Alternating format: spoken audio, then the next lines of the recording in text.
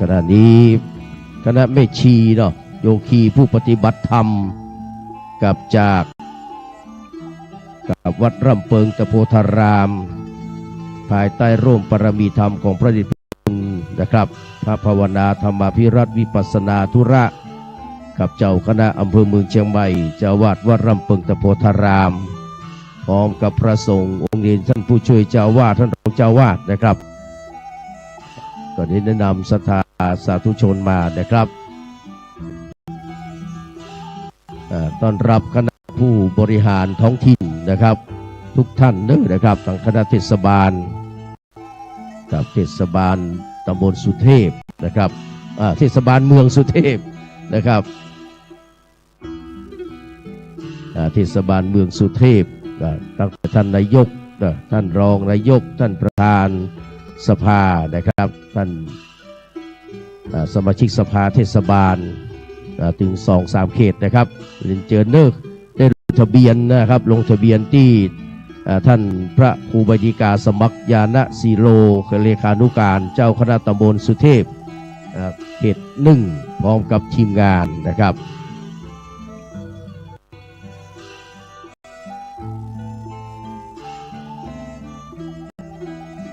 ไปยังไม่ได้กินข้าวก๋วยเตี๋ยวเนอะ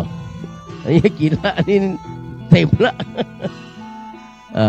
พี่น้องศรัทธาเฮาเนอร์ยังไม่ได้กินข้าวน้ำข้าวแรงนะครับเรียนเจอเลยเนอร์กับกองทัพเดินด้วยท้องจะได้มีสมาธิในการสดับรับฟังพระธรรมเทศนาในค่ำคืนนี้นะครับ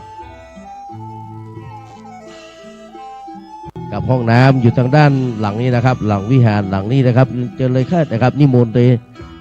และเรียนเชิญนะครับ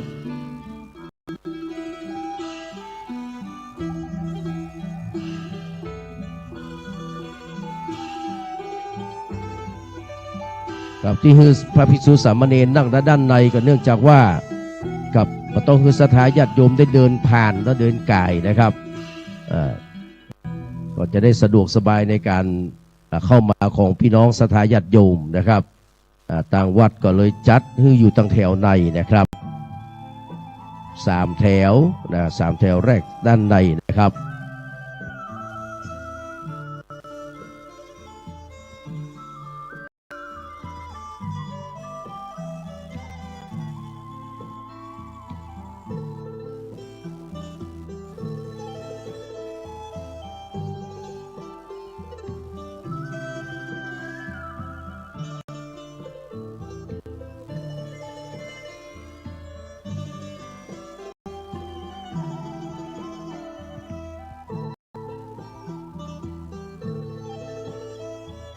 กับห้องน้ำอยู่ทางด้าน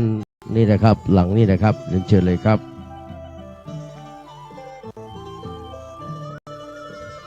กลับไปเข้าห้องน้ำก่อนแล้วก็เดินแม่ชีมานั่งทางนี้นะครับนั่งต่อจากสามเณรนี่เนอนะครับ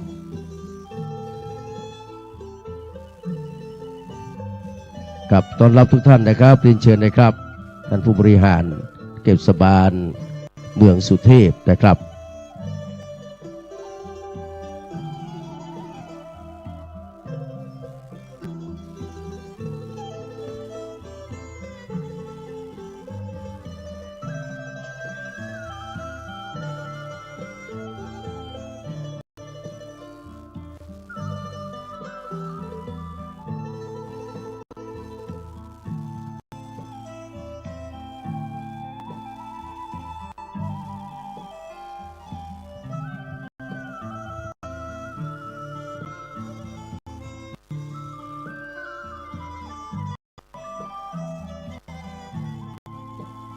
พ่อก้นตัวนี้มันหัวไม่ไปเตี้ย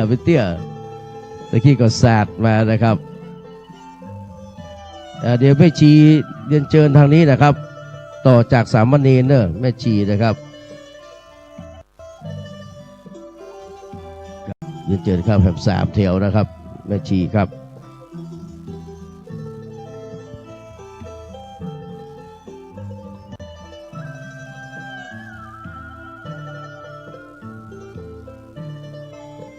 กับวันนี้เป็นวันที่เขาจะได้ฟังเทศนะครับในรายการของอบต.สุเทพนะครับ รู้สึกจะเป็นครั้งปีนี้นะครับมี3ที่เนาะนะครับจัดที่วัดช่างทองแล้วก็วัดร่ำเปิงแล้วก็ที่ลานครูบาเจ้าสิริวิชัยนะครับท่านมาถึงแล้วก็ขอเรียนเชิญนะครับลงทะเบียนให้เรียบร้อยนะครับกับลงทะเบียนให้เรียบร้อยกับบอกว่าจะมาจากวัดใดหรือว่าบ้านใดนะครับเรียนเชิญนะครับในตำบลสุเทพของเขานะครับ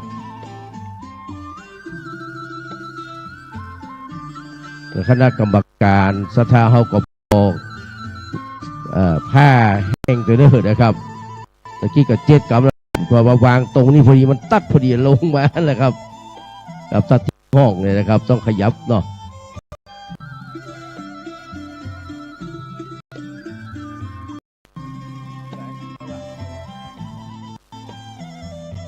พอยังไปได้กินข้าวน้ำข้าวแรงก็ขอเรียนเชิญนะครับกินก๋วยเตี๋ยวเนอะกินก๋วยเตี๋ยวนะครับมีเส้นเนอะเลือกเอานะครับบอกคือไม่ครัวเอานะครับ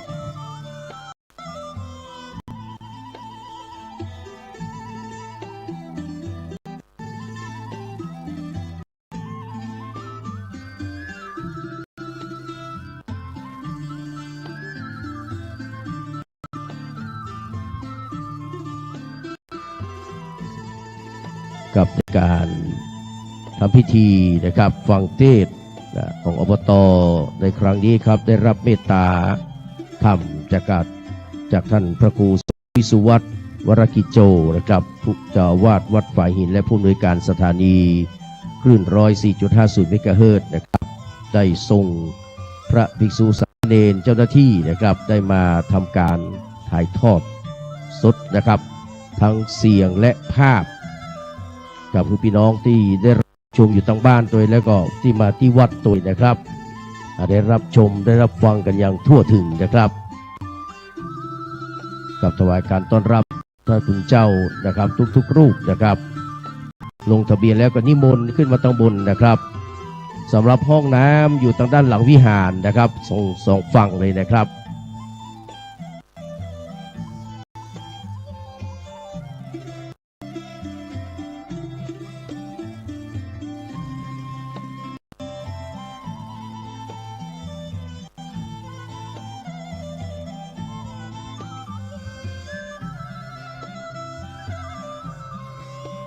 กับพี่น้องศรัทธาเฮาถ้ามันเปียกก็ขึ้นมานั่งตรงบนให้ได้นะครับไปมาก่อนก็ได้นั่งก่อนเด้อนะครับแต่สงวนไว้สำหรับพระสงฆ์3 แถวทั้งด้านในนะครับแล้วก็แม่ชีตัวนะครับนั่งต่อจากเทเนอร์นะครับเพื่อความเป็นระเบียบเรียบร้อยเวลาคนเข้าไปจะไม่ต้องได้ก่ายหน้าก่ายตานะท่านผู้มีศีลนะครับ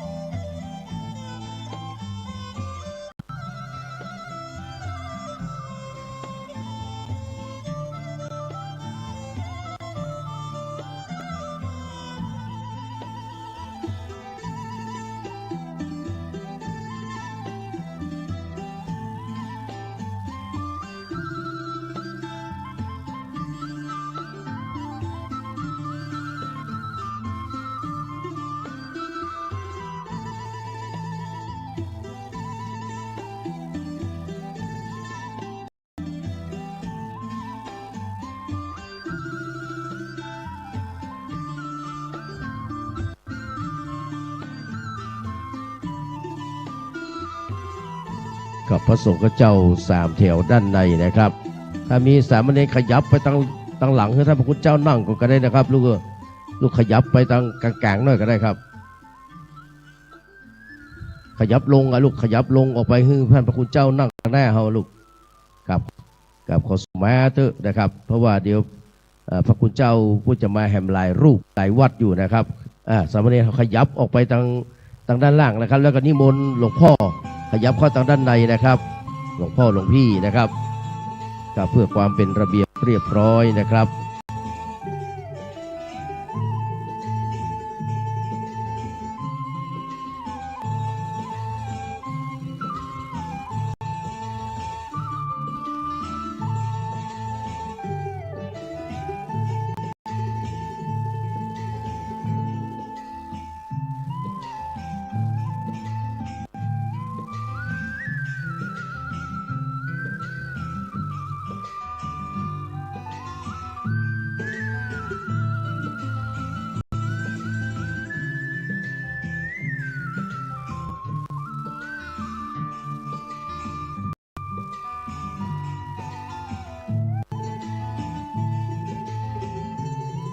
เรียนเชิญคณะผู้บริหารเนอะถ้ายังไม่ได้รับประทานอาหารเย็นเนี่ยนะเอาก๋วยเตี๋ยวท่านนายกเอาก๋วยเตี๋ยวกันเนอะเรียบร้อยแล้วเนาะแต่เดียวขึ้นมานั่งตำบลมานั่งเป็นควรและกำลังใจกันตั้งผู้บริหารนะครับเรียนเชิญเลยครับกับเรียนเชิญเลยครับ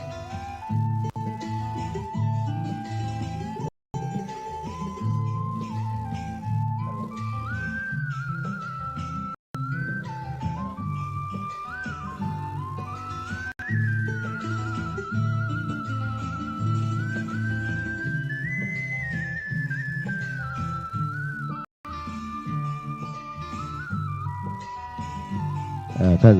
สมาชิกสภาเนอะนะครับเรียนเชิญเลยครับกับนำมาเนอะเป็นผู้นำนะครับท่านสทเป็นผู้นำมันนั่งเป็นควรและกำลังใจให้กับสถาจาบ้านเนอะนะครับเรียนเชิญเลยครับครับ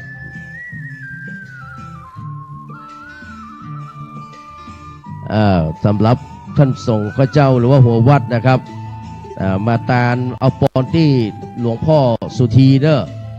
กับหลวงพ่อสุธีวัดอุโมงค์จะนั่งไหนดีที่ให้ปานปอนอ่ะครับ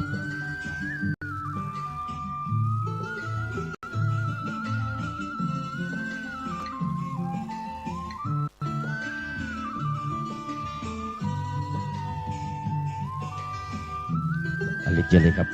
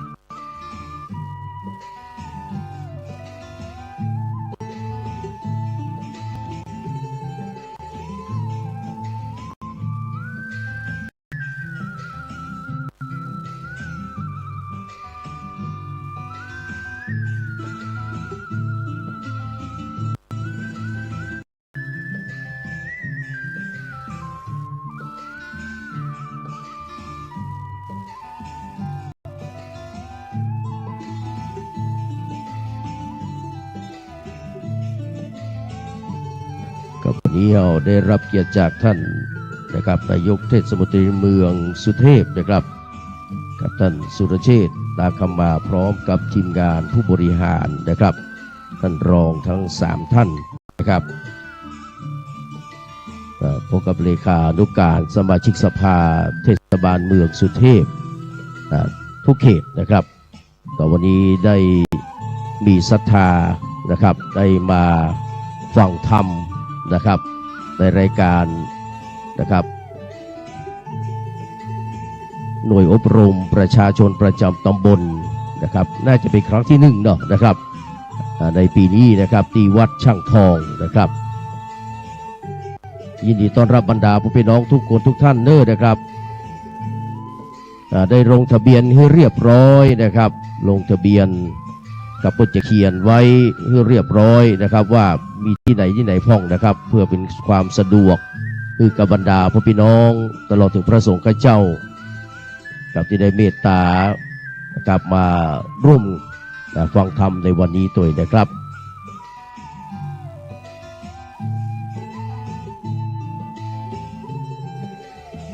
กับสำหรับหน่วยงานอปต.นะครับถือว่าเป็นกระบวนการกล่อมเกลา ทางสังคมนะครับซึ่งก็ทำงานอย่างเต็มความสามารถเช่นเดียวกันนะครับกับกระบวนการกล่อมเกลาทางสังคมบ้านเฮานี่ก็อ่อนแอลงพอสมควรมีเหตุมีเรื่องมีราวหลายอย่างเนาะนะครับเป็นที่กระทบใจของพี่น้องนะครับโดยทั่วไปอย่างล่าสุดนะครับ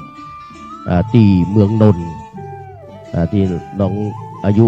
14 ปีนะครับที่ก่อเหตุเรื่องราวต่างๆนะครับอันนี้ก็เพราะว่ามาสาเหตุจากกระบวนการกล่อมเกลาทางสังคมนะครับซึ่งอาจจะขาดตกบกพร่องไป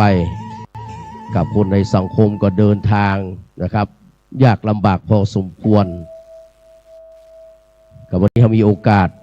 ได้มาฟังธรรมต้อมจิตต้อมใจนะครับแม้โอกาสจะมามีบ่อยนักก็ตามแต่นะครับก็ถือว่าเป็นโอกาสที่ดีนะครับพี่น้องทั้งหลายจะได้สดับรับฟังพระธรรมเทศนา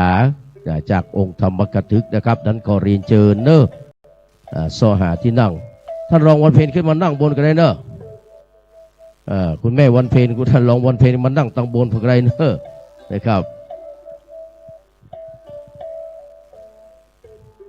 ถวายการต้อนรับเนอะท่านพระคุณเจ้านะครับนิมนต์ครับ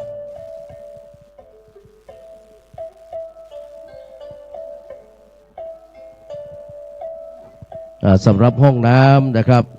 อยู่ทางตะวันตกของวิหารนะครับอยู่หลังวิหารเนี่ยนะครับ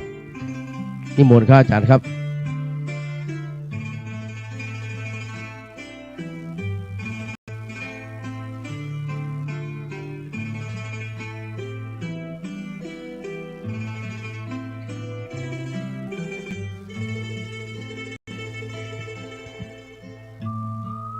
ท่านใดยังไม่ได้ลงทะเบียน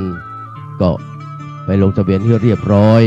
และยังไม่ได้กินข้าวน้ำข้าวแรงเนอะกับเรียนเชิญได้ครับที่ห้องครัวนะครับด้านหน้ากุฏินะครับเรียนเชิญเลยเนอะก๋วยเตี๋ยวนะครับกองพี่น้องสถาวัตรช่างทองนะครับต้อนรับบรรดาพี่น้องสาธุชนทุกคนทุกท่านเนอะนะครับ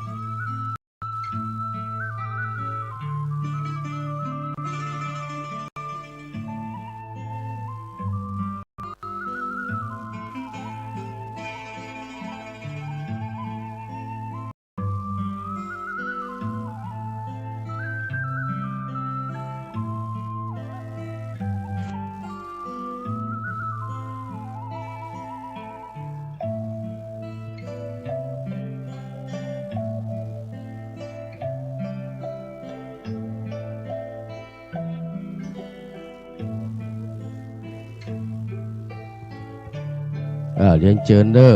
พระเลี้ยงสมบูรณ์สหาที่นั่งลงทะเบียนเด้อพระเลี้ยงสมบูรณ์เด้อเรียนเชิญเลยครับ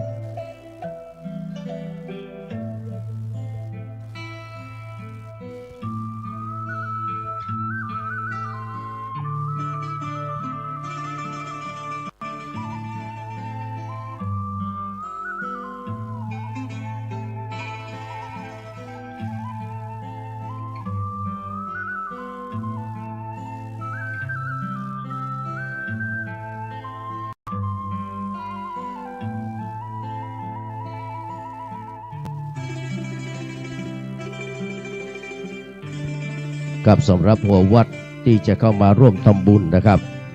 เดี๋ยวมาเอาปอนที่หลวงพ่อเด้อเพิ่นมีอยู่นี่แหละหลวงพ่ออาจารย์สุธีเด้อจะเป็นเจ้าปอนคือวันนี้นะครับเป็นเจ้าพร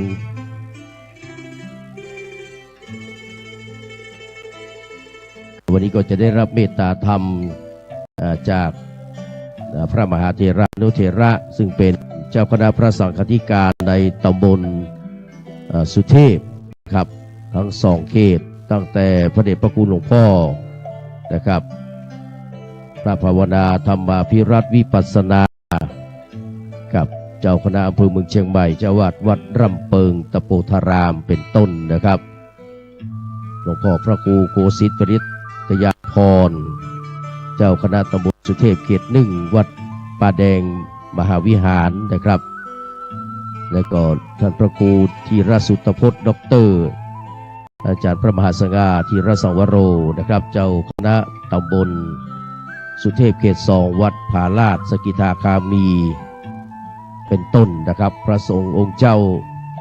นะครับภายในตำบลสุเทพก็จะได้เมตตามาร่วมงานในวันนี้ตุยนะครับ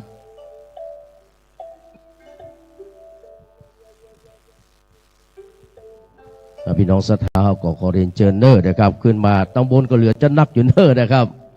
มานั่งเป็นกำลังใจให้น้องๆจากโรงเรียนวัดปงน้อยนะครับก็เดี๋ยวจะได้ไหว้พระนะครับสวดมนต์เป็นทำนองสรพัญญะเป็นการบูชาคุณพระรัตนตรัยนะครับน้องๆก็ระวังเนอะระวังวันพันเลิศนะลูกนะระวังพันเลิศเนอะลูกเนอะ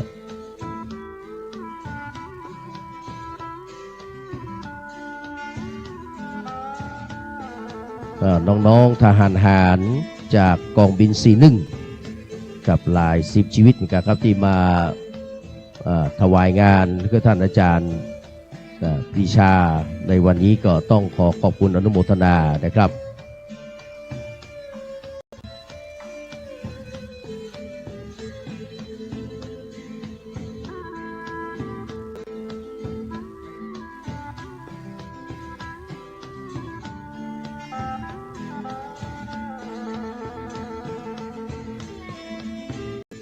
เรียนเชิญขึ้นมาตำบลเนอเอามาต้มๆกันก่อนเนอ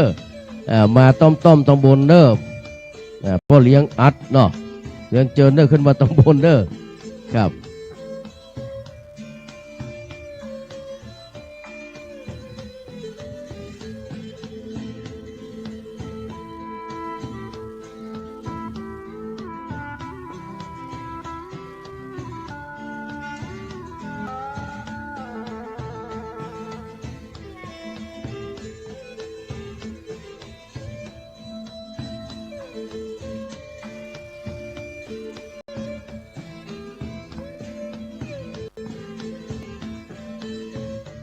เอาน้ำมาถวายท่านพระคุณเจ้ากันเนอครับน้องๆจากกองบิน41นะครับถวายผู้เจ้าก่อนครับเพื่อเปิ้นเลี้ยงที่ก็ได้ครับเพื่อเปิ้นเลี้ยงเข้าไปก็ได้หรอหรือว่าเข้าไปก็แล้วแต่เข้าไปยากก็มีแล้วก็เปิ้นมีแล้วเนาะไม่ชีตัวนะครับไม่ชีตัวเนอแม่ชีโยคีผู้ปฏิบัติธรรมจากร่ำเพิงตะโพธารามนะครับ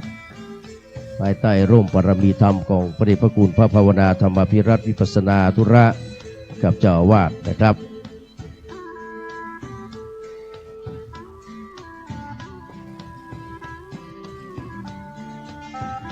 ก็แม่ชีเข้าไปเลยลูกเข้าไปเลย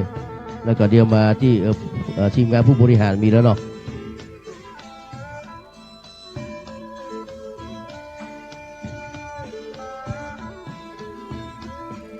คณะกรรมการป้อใจเฮาเอาพัดลมขาตั้งมาเพิ่มแหม4ตัวเอามาแหมเอาสีเทามาแหมเพราะว่าอากาศมันอบอ้าวมันร้อนเปิดตั้งนอกยิงเข้าไปในเอาอากาศตั้งนอกเข้าไป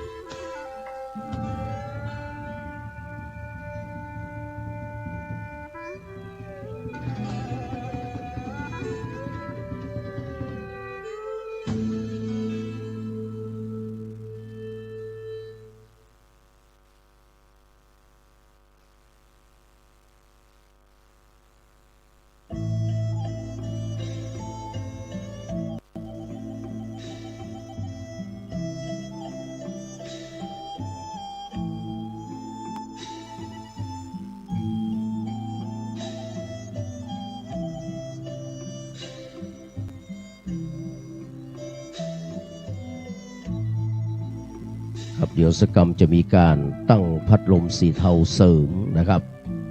เพื่อให้มันร้อนเนาะนะครับฝนตกเนี่ยอายความร้อนมันขึ้นนะครับ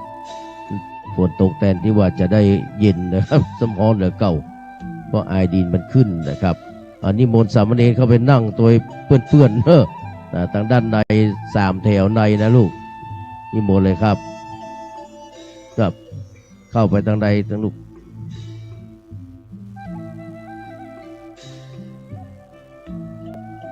จะมีโอกาสดีเป็นสมณานันจะทัศนังนะครับการได้พบปะกับสมณะเนาะก็ถือว่าเป็นมงคลนะครับ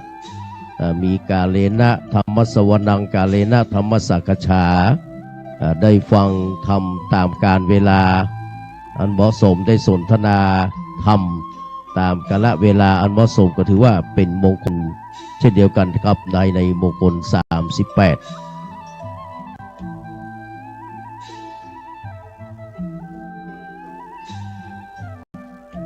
เรียนเชิญบรรดาพี่น้องเนิร์ดทางด้านในนี่ว่างแหมจัดนักนะครับเรียนเชิญเนออีพ่ออีแม่คนเฒ่าคนแก่นะครับเรียนเชิญเลยครับเขานั่งด้านในให้มันเต็มเนอครับลงทะเบียนแล้วนั่งทางด้านในให้มันเต็มฟังพระคุณเจ้าแสดงพระธรรมเทศนาเป็นอาหารใจในวันนี้ส่วนอาหารกายนั้นเรียนเชิญได้ที่นะครับที่ห้องครัวเนอนะครับที่แม่ครัวช่างทองของเขานะครับเตรียมไว้สำหรับอาหารการกินเป็นอาหารเบาๆนะครับเป็นก๋วยเตี๋ยวนะครับมีหลายเส้นด้วยนะครับเรียนเชิญท่านใดที่ยังไม่ได้รับประทานอาหารนะครับหรือว่าไม่ได้กินข้าวน้ำข้าวแรงมาเตื้อนะครับหรือแม้กระทั่งข้าวตอนเนาะบางคนก็กินดึกหรอกกินค่ำนะครับก็เรียนเชิญเลยนะครับ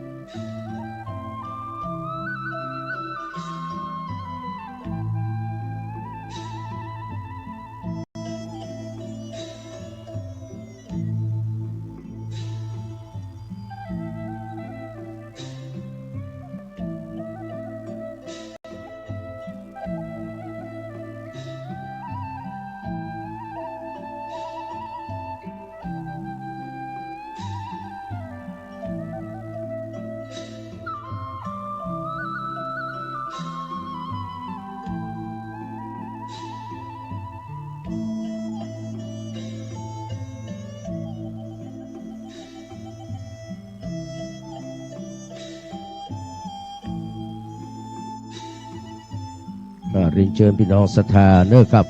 ก็สหาที่นั่งเอาใกล้ๆตั้งในก็ว่างแหมจัดนักอยู่นะครับเก้าอี้นะครับตั้งด้านในก็ว่างแหมจัดนักครับเรียนเชิญเนอะนะครับ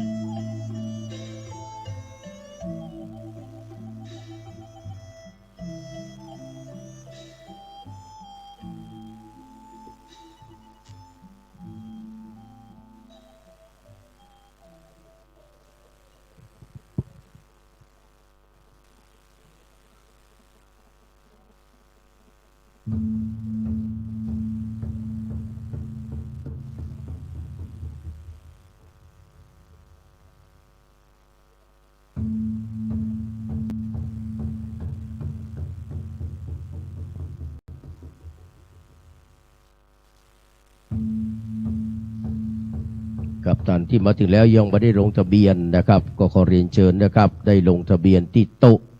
ที่เต็นท์นะครับที่ทางด้านพระคุณเจ้าได้ตั้งไว้บริการต้อนรับบรรดาพี่น้องนะครับที่ได้มาร่วมฟังธรรมในรายการอปต.นะครับหน่วยอบรมประชาชนประจำตำบลที่วัดช่างทองในวันนี้นะครับการลงทะเบียนเรียบร้อยแล้วยังไม่ได้กินข้าวน้ำข้าวแรงก็ขอเรียนเชิญนะครับกับกินก๋วยเตี๋ยวล้ำๆเนอะนะครับ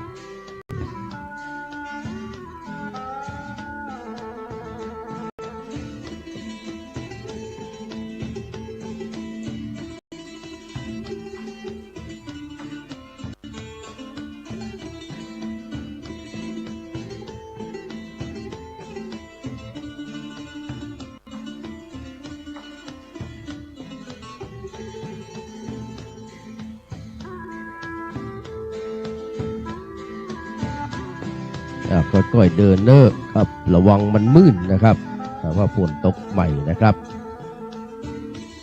กลับมาซอหาที่นั่งเนอะนะครับพี่น้องสถานนักศิลป์นักบุญทุกคนทุกท่านนะครับ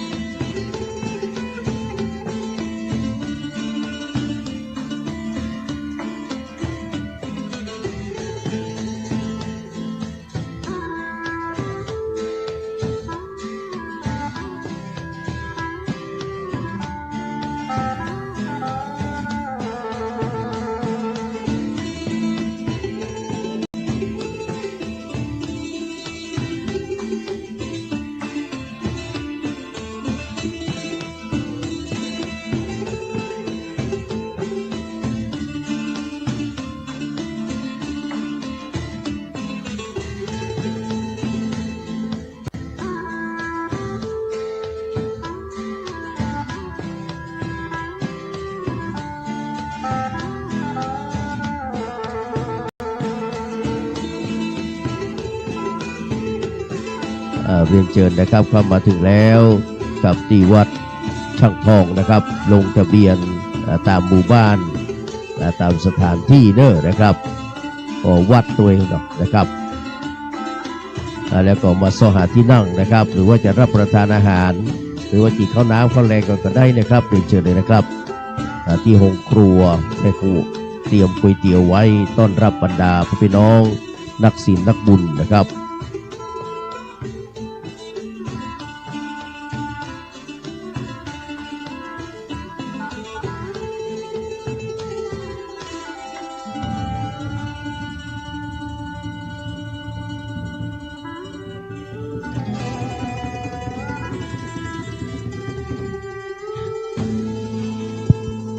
ทหารเอาพัดลมแอร์ออกมาเลย4 ตัวน่ะเขาลืมไปว่าเขามีพัดลมแอร์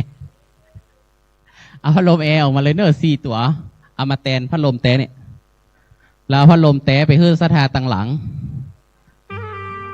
สถาหมู่15ฮ้อนมาไก่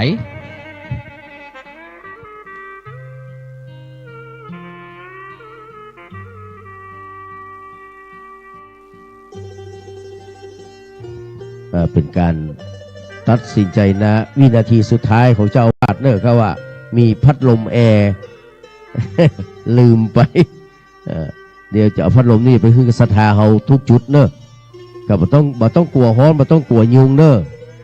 วันยุงก็จะย้างฟังธรรมเหมือนกันนะครับถ้าองค์เทศมาแล้วยุงก็จะย้างฟังธรรมเนอะนะครับครับถวายการต้อนรับท่านพระคุณเจ้าเนอะครับนิมนต์เลยครับนิมนต์ทางด้านในเนอะเก้าอี้นะครับกับนิมนต์นะครับหลวงพ่อหลวงพี่เลยครับนิมนต์ครับ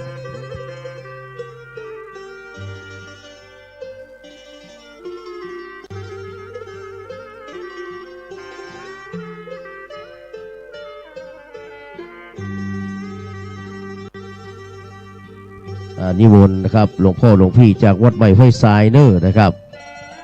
ลงทะเบียนเรียบร้อยก่อนนิมนต์สหตั้งในนะครับหลวงพ่อครับกับ3 แถวสุดท้ายเนอะน้องนักเรียนก็ขยับลงไปเนอะถ้าท่านพระคุณเจ้ามานะลูก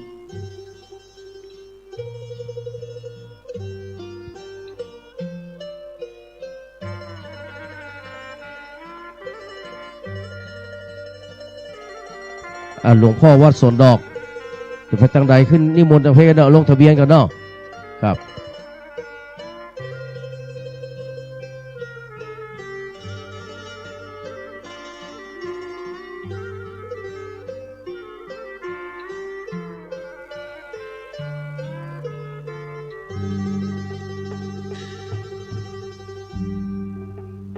ถวายการต้อนรับกับท่านพระคุณเจ้า ท่านพระครูจิรสุตพจน์ด็อกเตอร์อาจารย์พระมหาสง่าธีรสังวโรนะครับเจ้าคณะตำบลสุเทพเขต2วัดผาลาดนะครับได้เมตตาเดินทางมาถึงแล้วเอาปอน ที่ท่านอาจารย์สุธีเด้อนะครับหลวงพ่อกับวัดสวนดอกนะนิมนต์มาเด้อครับถ้าเสร็จแล้วลงทะเบียนเรียบร้อยแล้วนิมนต์ขึ้นมาบนศาลาเด้อหลวงพ่อมาเอาปอนที่ศาลาเลยนะครับ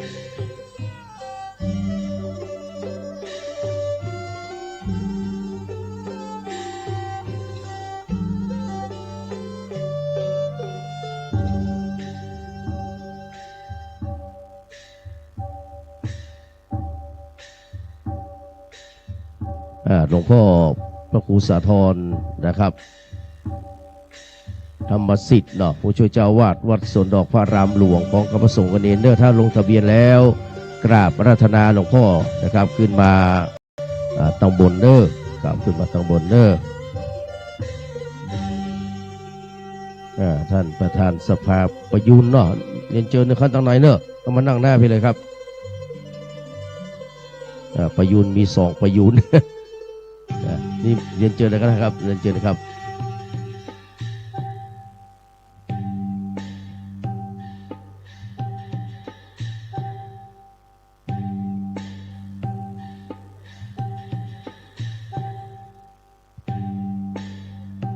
เรียนเชิญนะครับตั้งในยังมีที่ว่างอยู่นะครับเก้าอี้ยังว่างแหมจันนักอยู่เนอะเดี๋ยวท่านนะครับอาจารย์ปรีชาจะได้เอาพัดลมนะครับพัดลมแอร์เข้ามาตุยแล้วก็พัดลมส่วนต่างๆในพี่น้องอยู่ทางด้านล่างก็จะได้เผาลงไปนะครับเดี๋ยวกำลังซอกปลั๊กอยู่นะครับ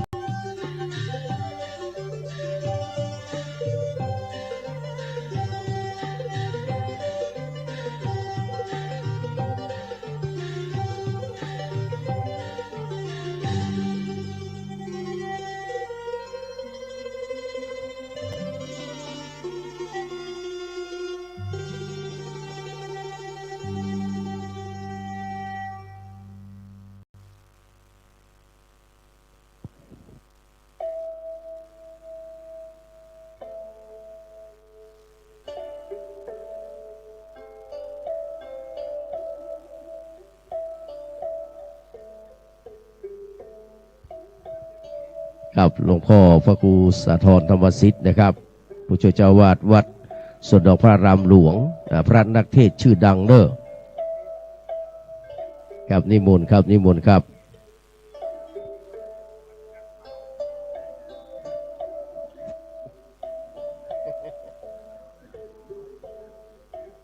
อาจารย์ข่าวอยู่ตั้งในหลวงพ่อไปกราบเลยสามเณรนั่งตั้งในนู่นลูกเนอะเอาของมาสามเณรไปนั่งตั้งในเลยลูกที่เพื่อนๆเขาวะน่ะ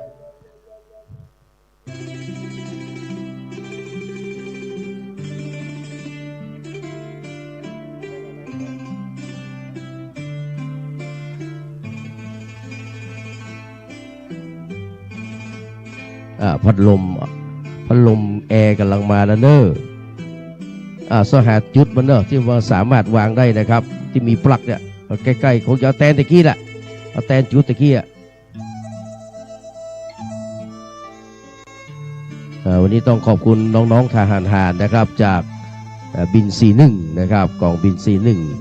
41ได้มาถวายงานถูกตามกาลเวลาเลยนะครับอันนี้มันมีปัญหาแล้วเพราะว่าป่นบำรุงกำลังไว้เรียบร้อยแล้วนะครับ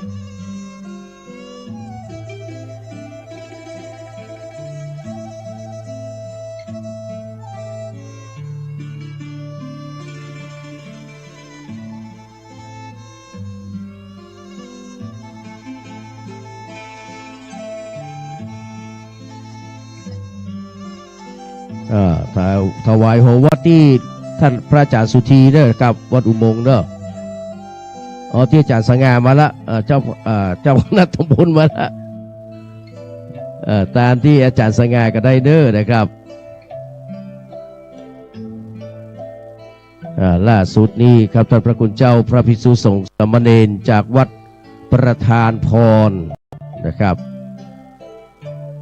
ชัยละวรวงศ์อิทธิมอนโตด็อกเตอร์ได้ส่งตู้เจ้าพระนายกลับมาร่วมงานตัวนะครับ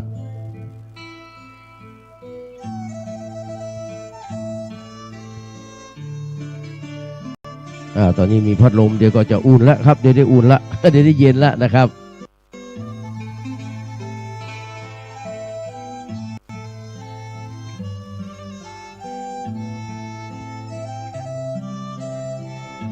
ถ้าสามเณรมารอบใหม่น้องๆนักเรียนก็ขยับลงไปนะลุงเถอะเดี๋ยวพระเนรเพิ่นนั่งนะครับ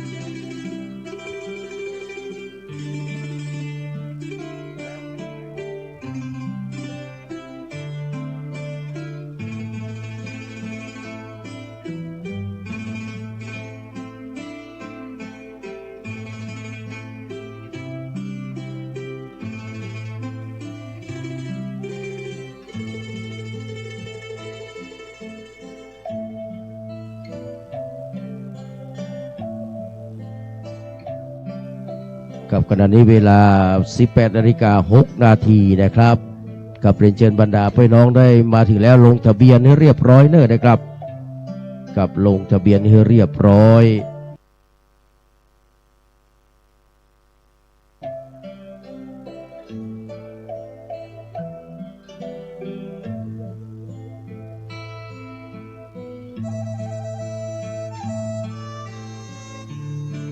นิมนต์ท่านพระคุณเจ้าสามเณรพระภิกษุสามเณรจากวัดประธานพรเนอะกับนิมนต์นะครับ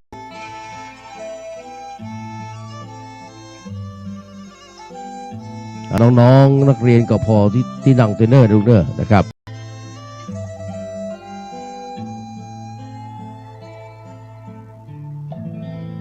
ตอนนี้จะมาทำบุญก็มาเอาปอนที่ท่านพระครูธีรสุตพจน์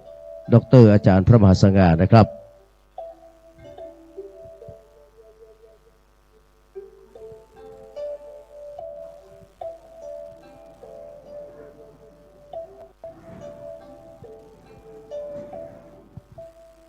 ท่านพระครูสุนทรธรรมสิทธิ์มาก็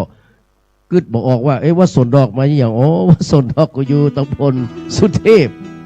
เขาคิดว่าสวนดอกอยู่ในตำบลใกล้ๆนั่นแหละในเมืองอ่ะไปว่าสวนดอกก็ตำบลสุเทพเนาะ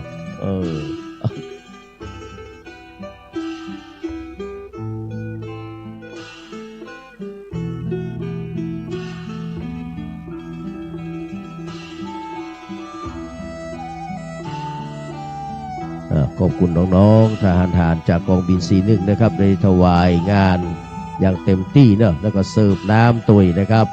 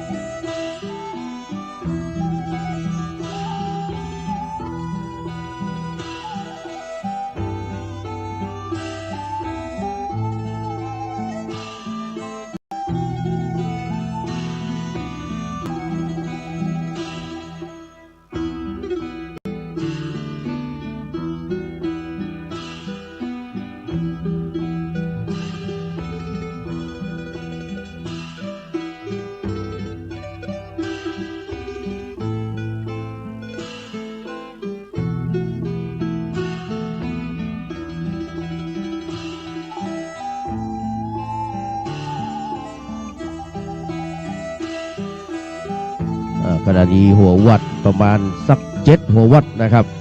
เพราะว่าเรามาทั้งหมดเนาะถึงตำบลนี่มี2เขตนะครับเขต1และเขต2ก็จำนวน13 วัดนะครับพี่น้องศรัทธาก็ซ่อหาที่นั่งเน้อนะครับลงทะเบียนให้เรียบร้อยนะครับ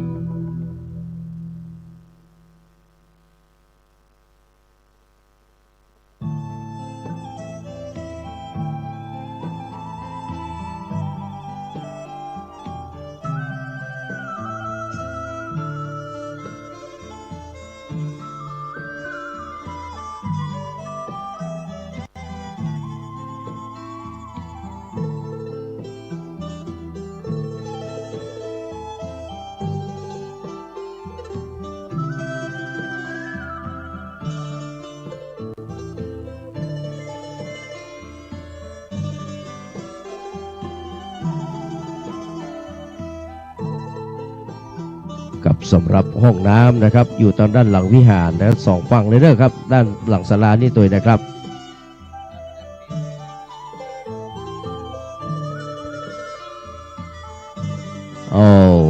หลังจากที่ฟังเทศเสร็จเรียบร้อยอย่าฟังกลับบ้านเนอะเรามีมะเขือสีม่วงมะเขือหำม้าครับมาแจกเนอะครับมีกำลังแพ็กกันอยู่นะครับรับรองว่าวันพวกนี้ได้เอาไปฝานบางๆนะใส่จิ้นหมูนักๆแล้วก็ใส่อีกกะจิ้นหมูล้ำขนาดมะเขือหำม้านะครับตะปุ้นเนอะเพื่อกำลังเตรียมอยู่นะครับเดี๋ยวเสร็จกิจกรรมเนาะฟังเทศเรียบร้อยแผ่เมตตาอุทิศบุญกุศลเรียบร้อยแล้วนะครับพี่น้องก่อนกลับบ้านก็จะได้รับมะเขือนะครับเป็นคนละปุกเด้อนะครับเปิ้นแปลงอยู่ในถุงพลาสติกเรียบร้อยแล้วนะครับอยู่ในถุงเซลเรียบร้อยแล้วได้กันทั่วหน้าเนอะแปลงให้ครบ 30,000 ถุงเนอะนะครับสำหรับเจ้าหน้าที่ที่เอามะเขือมานะครับแปลงให้ครบ30,000 ถุงเนอะวันนี้พี่น้องศรัทธาเขานักนะครับ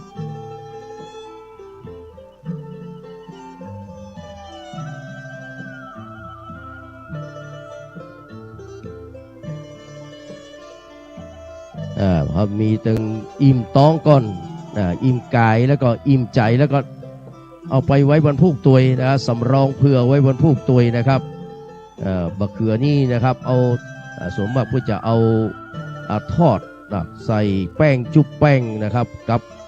น้ำพริกกะปิพริกลงเรือก็ได้นะครับหรือว่าใครจะเอาไปพัดก็ได้เนอะนะครับไผ่มักขมก็เอามาห้อยใส่เห็นน้อยนะครับแต่ลืมไปได้ก็คือจิ้นหมูจะได้มาได้แจกจิ้นหมูด้วยนะ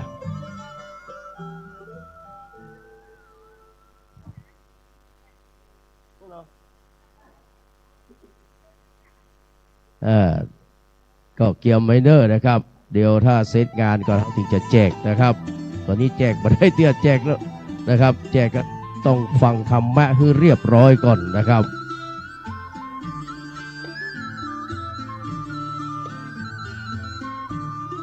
ขอบคุณเนอะท่านที่นะครับได้ช่วยกันนะบรรจุนะครับบรรจุมะเขือม่วงมีวิตามินสูงเนอะพี่น้องเนอะนะครับ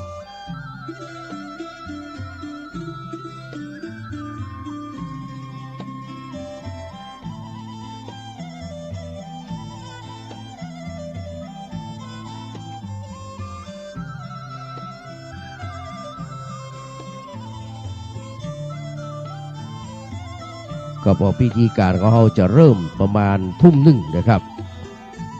ครับตอนนี้ก็ทยอยมาครับสำหรับหัววัดนะครับ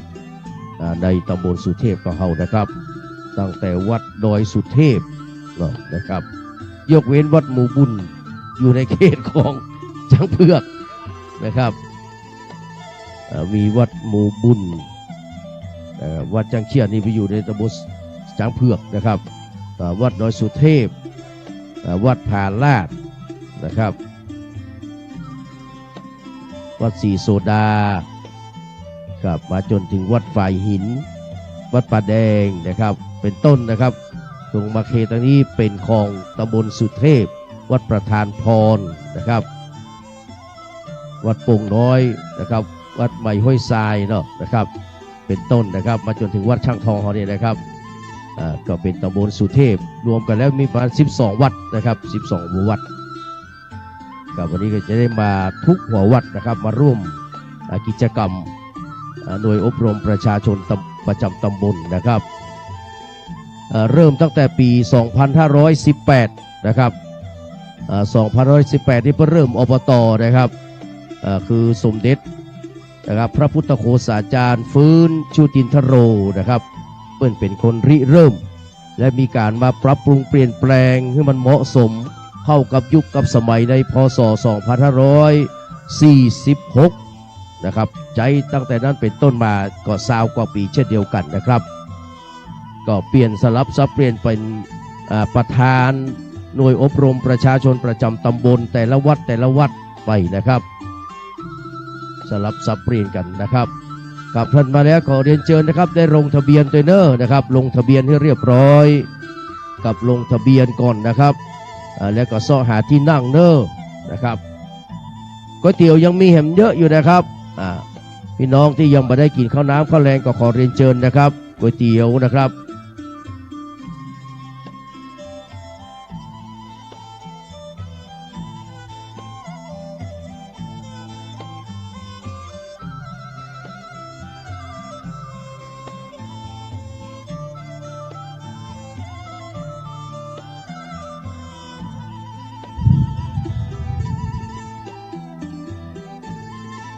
ท่านที่เอาต้นมาตาเนอร์หลังส่วนนี้คือวัดศรีโสดาพระอารามหลวงภายใต้ร่มบารมีธรรมพระเดชพระคุณนะครับหลวงพ่อพระธรรมวชิรโกศลหลวงพ่อสังวานพระมวันโนนะครับที่ปรึกษาเจ้าคณะภาค7เจ้าวาดวัดศรีโสดานะครับพระอารามหลวงมาตาละนะครับสหาที่นั่งเนอร์ลงทะเบียนให้เรียบร้อยเนอร์วัดศรีโสดานะครับ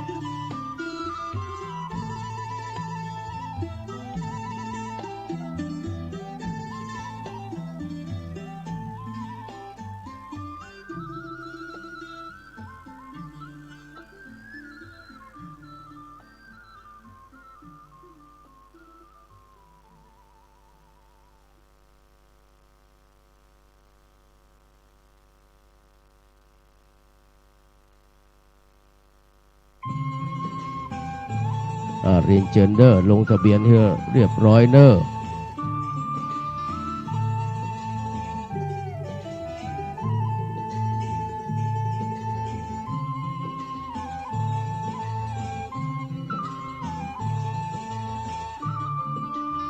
เรียนเชิญเนอร์ครับพี่น้องที่มาถึงแล้วนะครับลงทะเบียนเนอร์จะได้ทราบจำนวนจะได้รู้จำนวนนะครับว่างานที่หน้าบ่ครับที่เต็นท์นะครับเรียนเชิญเลยครับเอาวัดศรีโสดาไปลงเลยเนอะวันนี้บหันครูบาปัญญาไปทางใดหมูเนาะ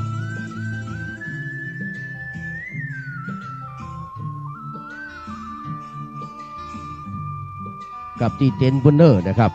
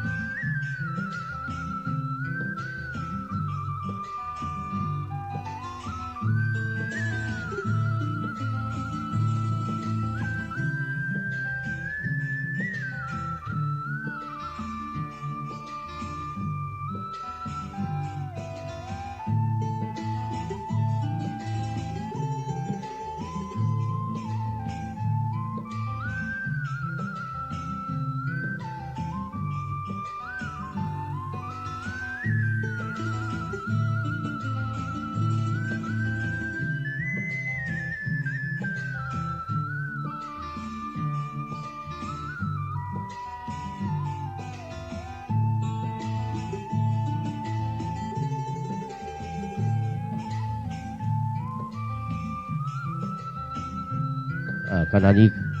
นะครับกระบวนหัววัดนะครับที่คงค้างก็เริ่มทยอยกันมานะครับกราบไหว้สาราธนาเนอท่านพระคุณเจ้ากับจากหัววัดต่างๆรวมทั้งเรียนเชิญบรรดาพี่น้องนะครับได้ลงทะเบียนให้เรียบร้อยแล้วก็ซ่อหาที่นั่งนะครับสำหรับพระคุณเจ้าเข้ามานั่งทางด้านในนะครับในศาลาเนอนะครับ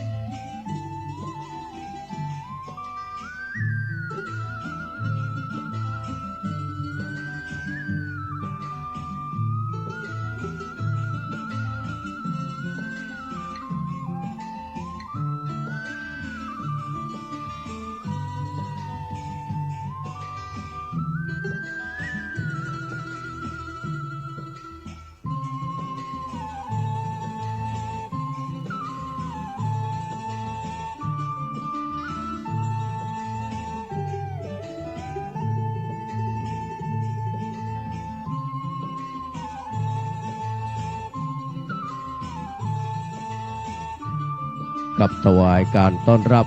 องค์ธรรมกถึกนะครับหลวงพ่อ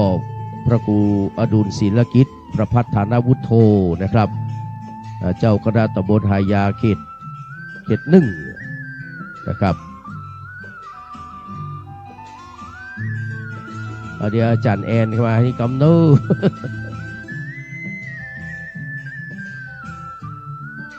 กับองค์ธรรมกถึกหลวงพ่อจะครบนะครับ6 รอบวันพุธวันเหือนี่เนอะครับเดือนกันยายนนี่นะครับ6 7 8นะหลวงพ่อเนาะกับ6 7 8ที่วัดธาตุคำเนอะไปจะไปแสดงบุทิตาจิตกับหลวงพ่อก็เรียนเชิญนะครับที่วัดธาตุคำนะครับ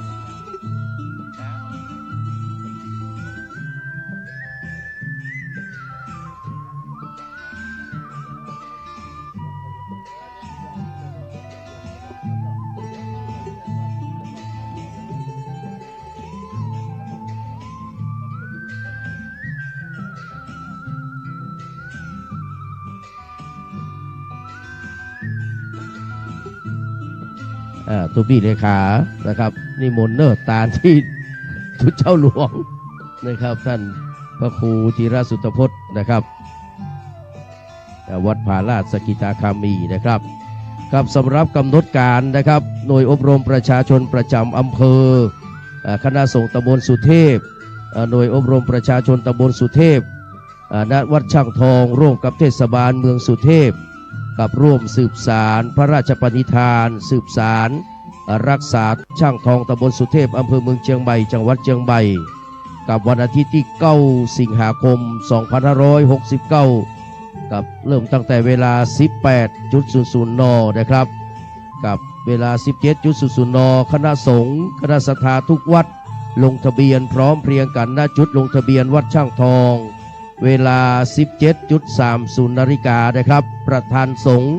ประธานฝ่ายคฤหัสถ์เดินทางมาถึงที่สถานที่ประกอบพิธีประธานฝ่ายคฤหัสถ์นะครับท่านนายกเทศมนตรีเมืองสุเทพนะครับจะได้จุดธูปเทียนบูชาพระรัตนตรัยกับเยาวชนโรงเรียน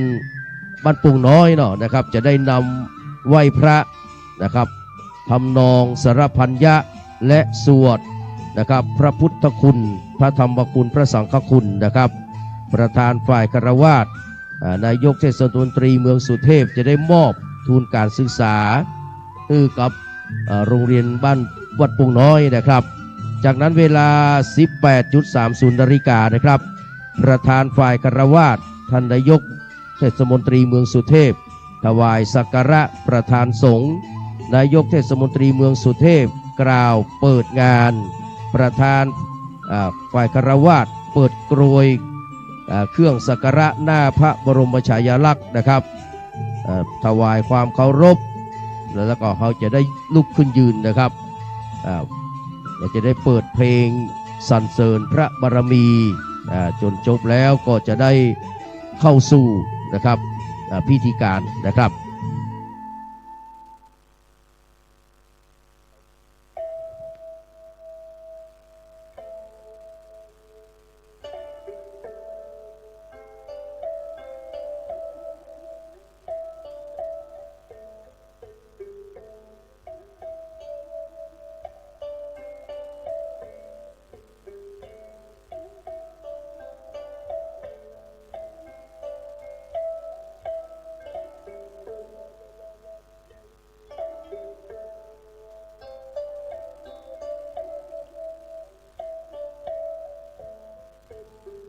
กับจากนั้นนะครับศาสนพิธีกรจะได้เรียนเชิญนะครับตัวแทนเข้าจุดเทียนส่องธรรมกับและจะได้อาราธนาองค์แสดงพระธรรมเทศนาขึ้นสู่ธรรมาสน์กับจะได้มีการอาราธนาศีลสมทานเบญจศีลอาราธนาธรรมนะครับและจะได้รับฟังพระธรรมเทศนานะครับจากท่านพระครูอดุลศิลกิจนะครับเจ้าคณะตำบลหายาเขตหนึ่งเจ้าวาดวัดธาตุคำมหาปราชญ์แห่งล้านนาไทยนะครับจากนั้นเวลา20.00 นหรือ2 ทุ่มนะครับศาสนพิธีกรจะได้เรียนเชิญประธานฝ่ายคฤหัสถ์และผู้มีเกียรติถวายกันเทศนะครับแด่องค์ธรรมกถึกท่านพระครูอดุลศิลกิจถวายปัจจัยกองทุนคณะสงฆ์ตำบลสุเทพนะครับโดยถวายที่ท่านพระครูประยัตนะครับพระครูโคสิทธิปริตยาพรหลวงพ่อนะครับเจ้าคณะตำบลสุเทพเขตหนึ่งนะครับแล้วก็จะถวายปัจจัยกองทุนอบต.สุเทพนะครับถวายที่หลวงพ่อขาวกันตาสีโลนะครับพร้อมกับมอบปัจจัยสนับสนุนวัดช่างทองถวายที่ท่านพระธิการปรีชาภูริยาโนเจ้าวาดนะครับจากนั้นเวลา 20.30 นนะครับประธานฝ่ายสงฆ์กล่าวอนุโมทนานะครับแล้วก็จะได้เจริญจิตภาวนาแผ่เมตตาจบแล้วก็จะได้เปิดเพลงสรรเสริญพระบารมีประธานคฤหัสถ์กราบลาประธานสงฆ์เป็นอันเสร็จพิธีนะครับวันนี้ก็บรรดาพ่อพี่น้องได้มากันมากวงหลวงหลายนะครับในธีมสีขาวเนาะสีขาวนะครับอันเป็นสีที่บริสุทธิ์ผุดผ่องนะครับกับเรียนเชิญทุกคนทุกท่านเลยนะครับซอหาที่นั่งใกล้เข้ามาทุกทีแล้วนะครับ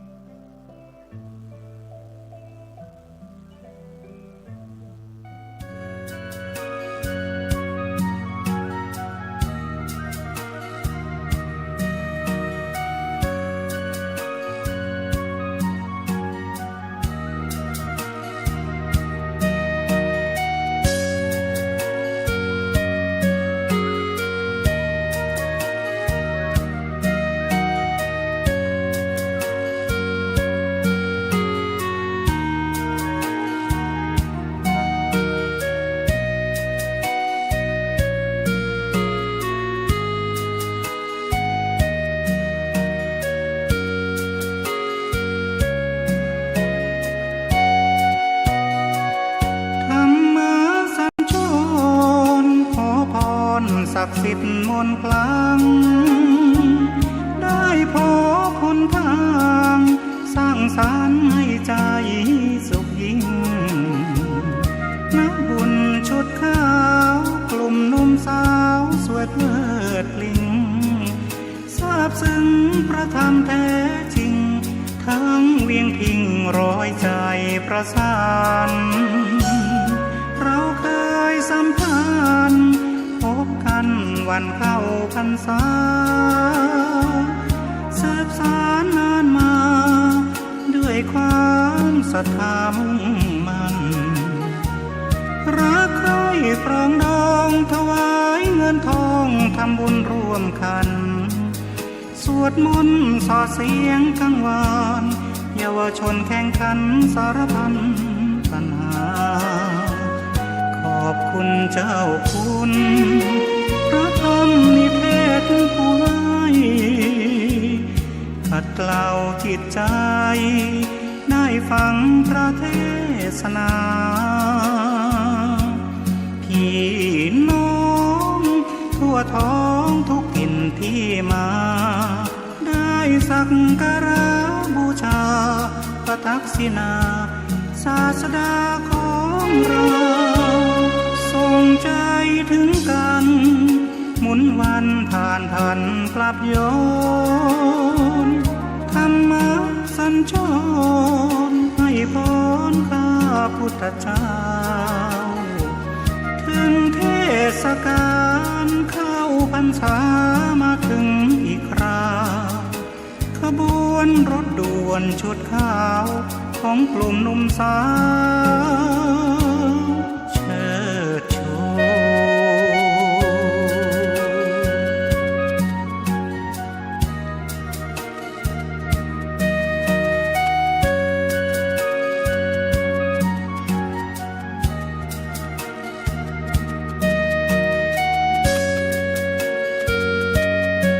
Connected.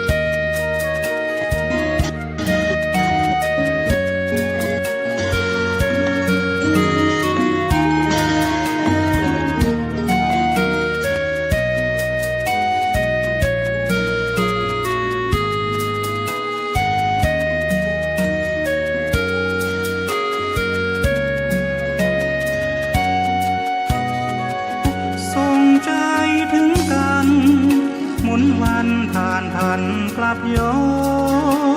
นธรรมะสัญจรให้พรข้าพุทธเจ้า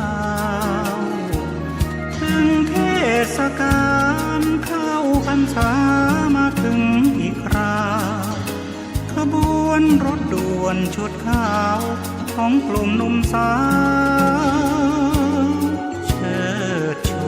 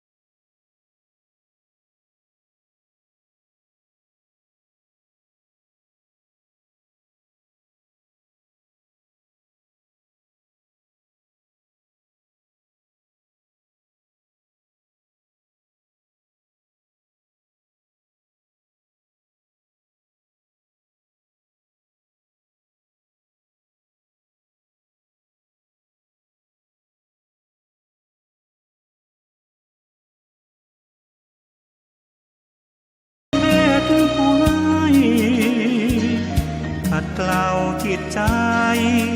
ได้ฟังพระเทศนาพี่น้อง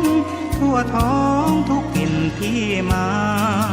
ได้สักการะบูชาพระทักษิณา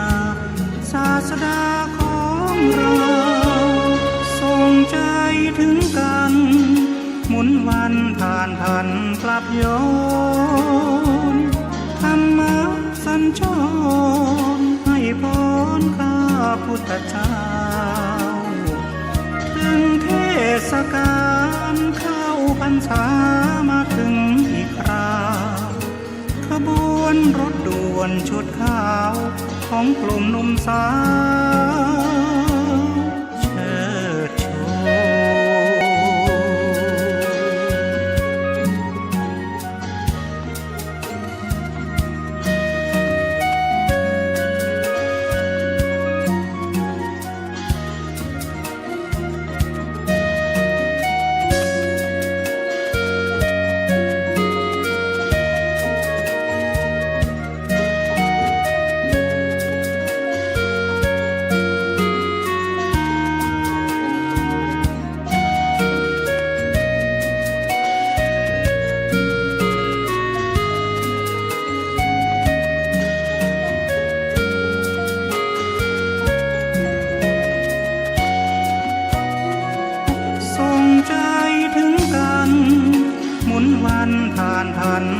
โย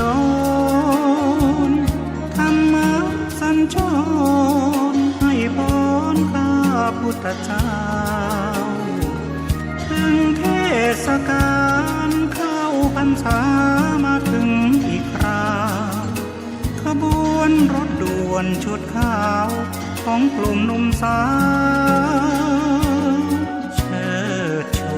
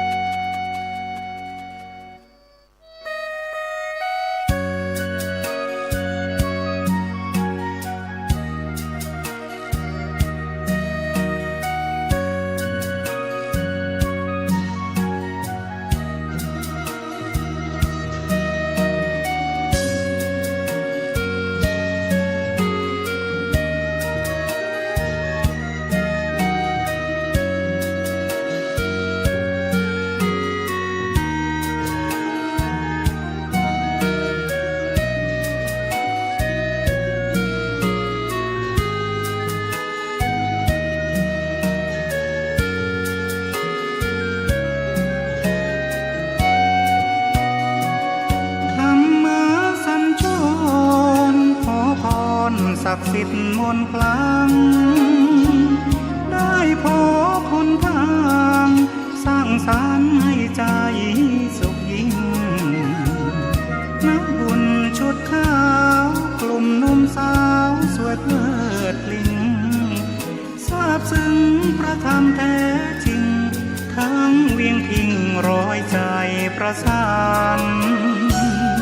เราเคยสัมพันธ์พบกันวันเข้าพรรษา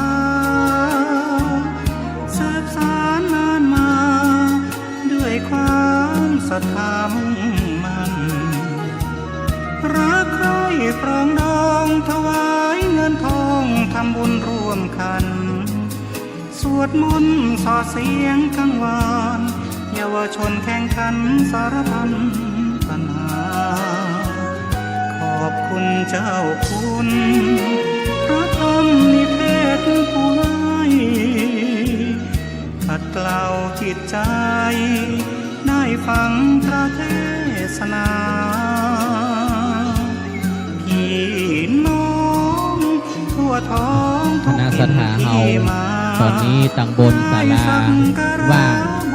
คณะสถาเฮาขึ้นตังบนเพราะว่าเดี๋ยวสักกรรมเขาจะได้เริ่มพิธีแล้วตังลุ่มปล่อยมันโลกแล้วก็ขึ้นตังบนเนอะตังสอทอตังหลายๆฝ่ายขึ้นตังบนเลยตังคณะสถาคนเฒ่าคนแก่บ้านเฮาขึ้นบนศาลาเลยเนอะเพราะว่าเดี๋ยวสักกรรมเขาจะได้เริ่มพิธีการขึ้นตังบนเลยเนอะอุ้ยปองอุ้ยปลาคนเฒ่าคนแก่ขึ้นตังบนเนอะบ่ต้องยืนต้อนรับแล้วมีไผมาละทางก้าวัดป่าแดงเนอะสถาเฮาขึ้นนั่งตังบนเพื่อเต็มก่อนเพราะว่าตอนนี้เก้าอี้ว่างนักขนาด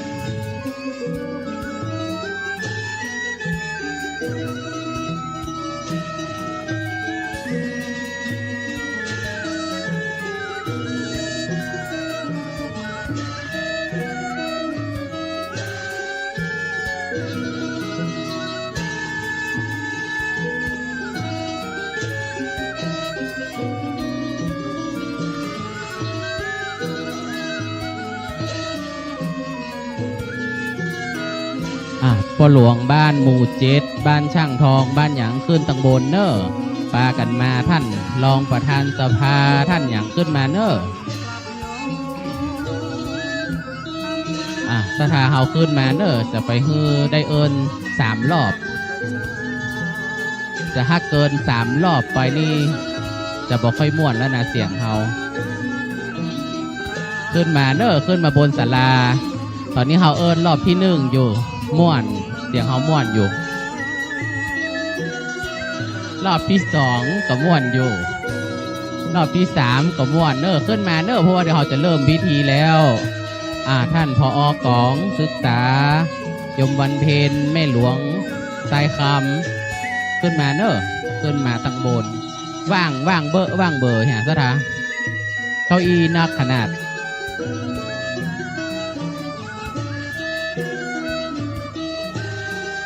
มันเป็นยังมีปลาเลอะขึ้นมาได้เลยขึ้นมาตั้งบนเนอปลากันขึ้นมาตั้งบนก่อนเดี๋ยวถ้าเต็มเขาก็ลงใหม่มาได้ขึ้นเต็มก่อนขึ้นมาก่อน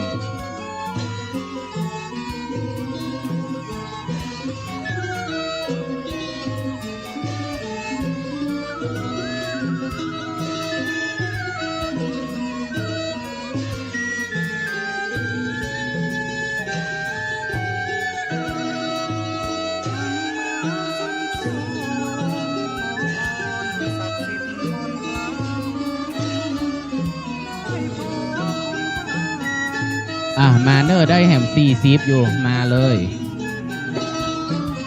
มาขึ้นมาเลยมาโยมเพนมาเพเย็นตังบนตังลุ่มนี่ฮ้อนตังบนหนาวขึ้นมาเลยเนอร์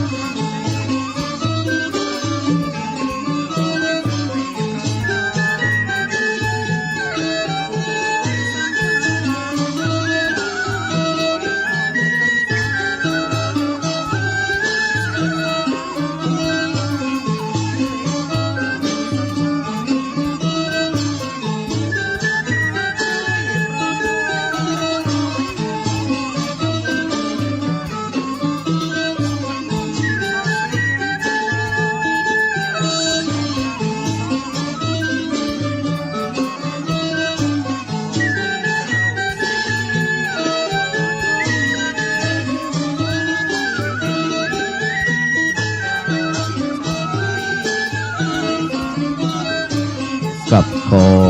เรียนเชิญท่านผู้มีเกียรตินะครับทุกท่านนะครับขึ้นมาตั้งบนเนอครับมานั่งให้เต็มแล้วก็ถ้าเก้าอี้มาพอก็ต่อเก้าอี้นะครับเสริมเก้าอี้เลยนะครับครับเรียนเชิญเลยนะครับเก้าอี้ยังว่างแห่งจัดนักครับเรียนเชิญเลยครับเรียนเชิญเลยครับแล้วก็กราบพระธนาพระสงฆ์องค์เจ้าตัวนะครับครับเรียนเชิญเลยครับครับตอนนี้ใกล้เวลาเข้ามาทุกทีแล้วนะครับเพราะว่าตอนนี้ทางด้านพระครูอดูศิลกิจนะครับหลวงพ่อประภัทธานวุฒโธเจ้าคณะตำบลหายานะครับเขต1นะครับเจ้าอาวาสวัดธาตุคำมหาปราชญ์แห่งล้านนาไทยแล้วก็เป็นพระนะครับที่มีความรอบรู้เชี่ยวชาญในด้านภาษาก็ดีในด้านวัฒนธรรมประเพณีวันนี้หลวงพ่อเมตตามาแสดงพระธรรมเทศนาเพื่อกับหมู่เฮาท่านทั้งหลายได้สดับรับฟังกันนะครับตอนนี้หลวงพ่อมาเรียบร้อยแล้วครับเวลาตอนนี้ 18:44 นาทีเนอะน้องๆนะครับจากโรงเรียนบ้านโป่งน้อยเนาะก็เตรียมตัวให้พร้อมเนอะครับหลังจากที่ประธานในพิธีนะครับซึ่งเป็นประธานฝ่ายคฤหัสถ์นะครับคือท่านนายกสุรเชษฐ์ตาคำมานะครับนายกเทศมนตรีเมืองสุเทพกับได้เป็นประธานจุดธูปเทียนบูชาพระรัตนตรัยเรียบร้อยแล้วนะครับจากนั้นจะได้เรียนเชิญน้องๆเยาวชนนะครับจากโรงเรียนบ้านโป่งน้อยได้นำไหว้พระนะครับทำนองสรพัญญะคือการสวดด้วยเสียงนะครับแล้วก็จะได้นะครับสวดนะครับพุทธคุณธรรมคุณสังฆคุณนะครับเป็นการล้ำลึกถึงคุณของพระรัตนตรัยนะครับจากนั้นฝ่ายประธานฝ่ายคฤหัสถ์นะครับคือท่านนายกสุรเชษฐ์ตาคำมาก็จะได้มอบทุนการศึกษานะครับเพื่อกับโรงเรียนบ้านโป่งน้อยนะครับเสร็จแล้วนะครับท่านเจ้าอาวาสนะครับท่านพระ อธิการปรีชาภูริยาโนเจ้าวัดวัดช่างทองจะได้กล่าวถวายการต้อนรับและก็กล่าวต้อนรับบรรดาพระสงฆ์เจ้าพี่น้องศรัทธาสาธุชนนะครับเสร็จแล้วจะได้เรียนเชิญท่านนายกนะครับสุรเชษฐ์ตาคำมานายกเทศมนตรีเมืองสุเทพซึ่งเป็นประธานได้กล่าวทักทายกับบรรดาพ่อแม่พี่น้องเสร็จแล้วก็จะได้นะครับ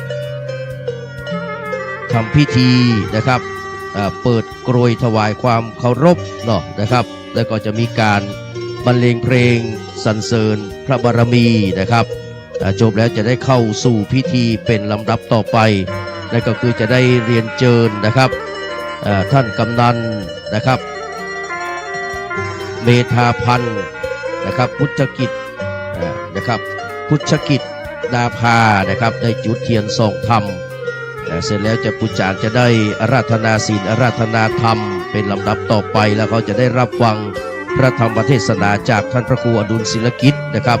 เจ้าคณะตำบลไหยาเขต1เจ้าวัดวัดธาตุคำมหาปราชญ์แห่งล้านนาไทยก็เป็นลำดับต่อไปครับเดี๋ยวเรารอเวลาตามเหมาะสมเนอะนะครับกำหนดการในนี้อาจจะมีการเปลี่ยนแปลงและสลับซับเปลี่ยนให้เกิดความเหมาะสมนะครับคือเกิดความเหมาะสมเพื่อความรวดเร็วนะครับบางทีบางอย่างนะครับก็เป็นข้อมูลที่เป็นทุติยภูมิไปแล้วนะครับมันก็จะต้องปรับนะครับเพื่อมันเหมาะสมกับเหตุการณ์นะครับ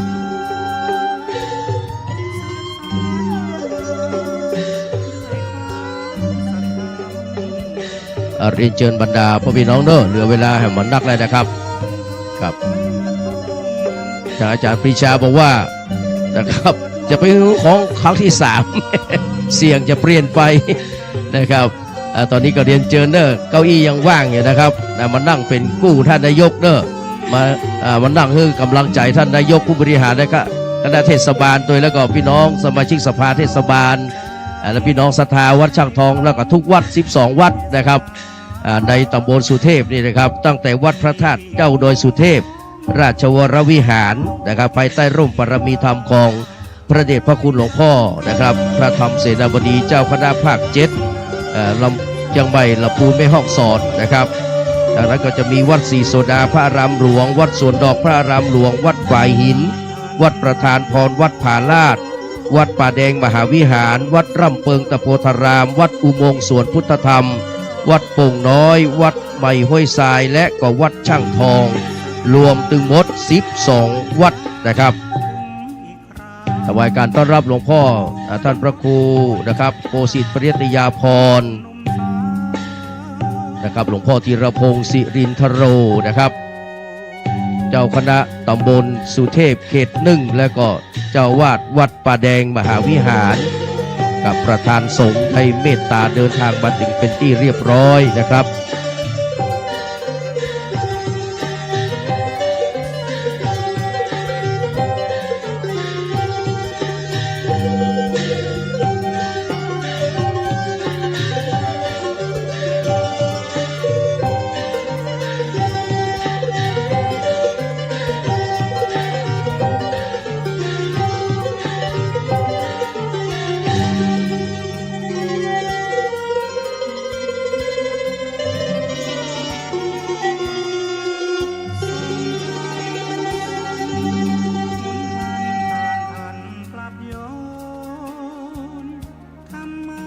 หลังจากที่เขาได้ถวายกันเทศแด่ท่านพระครูอดุลศิลกิจแล้วครับเอาอย่ามารับปอนเตื้อนะครับเอาจะถวายปัจจัยขอบคุณคณะสงฆ์ตำบลสุเทพ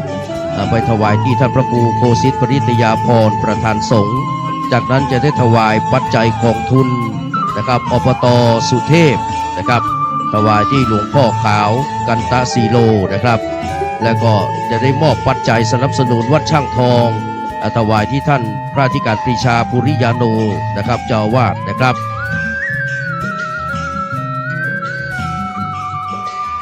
จากนั้นประธานสงฆ์ก็จะได้กล่าวอนุโมทนาครับเสร็จแล้วเขาจะได้เจริญจิตภาวนาและแผ่เมตตาจบแล้วจะได้เรียนเชิญท่านทั้งหลายได้ลุกยืนขึ้นนะครับและจะเพราะว่าเขาจะได้ฟังเพลงนะครับสรรเสริญพระบารมีนะครับเสร็จเรียบร้อยแล้วท่านนายก สุรเชษฐ์ตาคำมาประธานฝ่ายคฤหัสถ์จะได้กราบลาพระรัตนตรัยและกราบลาประธานสงฆ์พร้อมกับคณะสงฆ์นะครับ ก็จะเป็นเซตพิธีนะครับ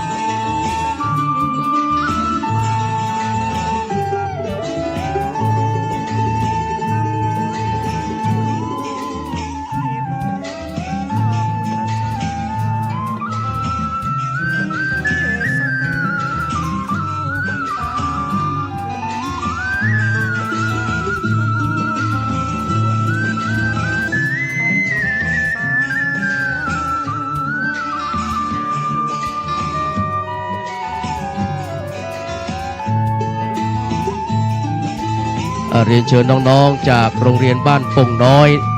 ครับเรียนเชิญทางนี้เลยเนอะนะครับผู้นำวันนี้เป็นมัคคณายกน้อยนะเรียนเชิญนะครับน้องๆจากโรงเรียนบ้านปงน้อยไปอยู่ทางใดเหี่ยมดแล้วนะคุณครูเอาเข้ามาไว้ทางเพศเนอะมาอยู่ทางหน้านี่เลยนะครับเดี๋ยวเขาจะเริ่มประกอบพิธีแล้วลูกกลับมานั่งทางหน้าโชว์ท่านนายกนี่นะครับจากท่านนายกจุดธูปเทียนบูชาพระรัตนตรัยแล้วมอบหมายให้น้องๆทั้งหลายได้สวด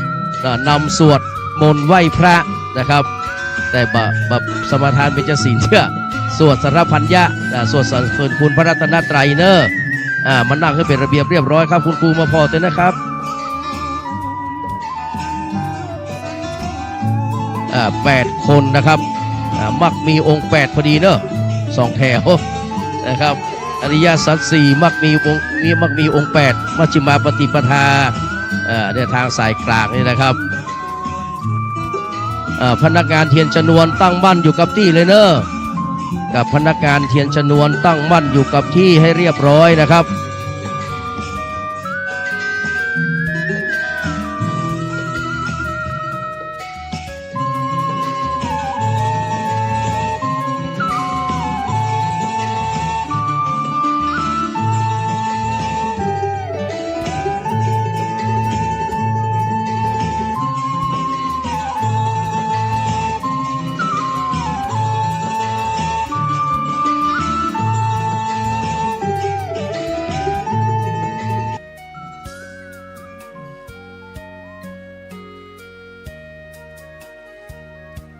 กับกราบนมัสการพระมหาเถรานุเถระเจ้าคณะพระสังฆาธิการพระภิกษุสามเณรด้วยความเคารพนบนอบทุกรูปนะครับเรียนท่านสุรเชษฐ์ตาคำมานะครับท่านนายกเทศมนตรีเมืองสุเทพพร้อมกับคณะผู้บริหารทีมงานตลอดถึงบรรดาพ่อพี่น้องพุทธศาสนิกชนศรัทธาสาธุชนคนดีทั้งหลายกับบัดนี้ได้เวลาที่จะประกอบพิธีกรรมทางศาสนา ในโครงการธรรมสัญจรเฉลิมพระเกียรติครั้งที่1นะครับประจำปี 2569 ณ วัดช่างทองตำบลสุเทพอำเภอเมืองเชียงใหม่จังหวัดเชียงใหม่ตรงกับวันอาทิตย์ที่ 9 สิงหาคม 2569 ณ บัดนี้กระผมขอได้รับเกียรติจากนะครับท่านสุรเชษฐ์ตาคำมานายกเทศมนตรีเมืองสุเทพได้เป็นประธานจุดธูปเทียนบูชาพระรัตนตรัยขอเรียนเชิญด้วยความเคารพครับรักใคร่ปรองดองถวายเงินทองทำบุญร่วมกันสวดมนต์สอดเสียงกังวานครับท่านทั้งหลายได้ประนมมือขึ้นนะครับขอบคุณเจ้าคุณพระธรรมนิเทศผู้ให้ขัดเกลาจิตใจได้ฟังพระเทศกับขอบคุณท่านสุรเชษฐ์ตาคำมานะครับท่านนายกเทศมนตรีเมืองสุเทพได้เป็นประธานจุดธูปเทียนบูชาพระรัตนตรัยขอเรียนเชิญท่านกลับไปนั่งที่รับรองครับจากนี้ไปน้องๆ8ชีวิตนะครับจากโรงเรียนบ้านโป่งน้อยจะได้นำหมู่เฮานะครับเป็นแม่อาจารย์น้อยนะครับนำไหว้พระแล้วก็สวดมนต์และระลึกถึงคุณของพระรัตนตรัยเป็นลำดับต่อไปใครจะถือไมค์เรียนเชิญเลยลูกถึงเทศกาลเข้าพรรษามาถึงอีกคราขบวนรถด่วนชุดขาวของกลุ่มสาวภาควาอะระหังสัมมาสัมพุทโธภาควาพุทธังภาควันตังอภิวาเทมิพุทธังภาควันตังอภิวาเทมิ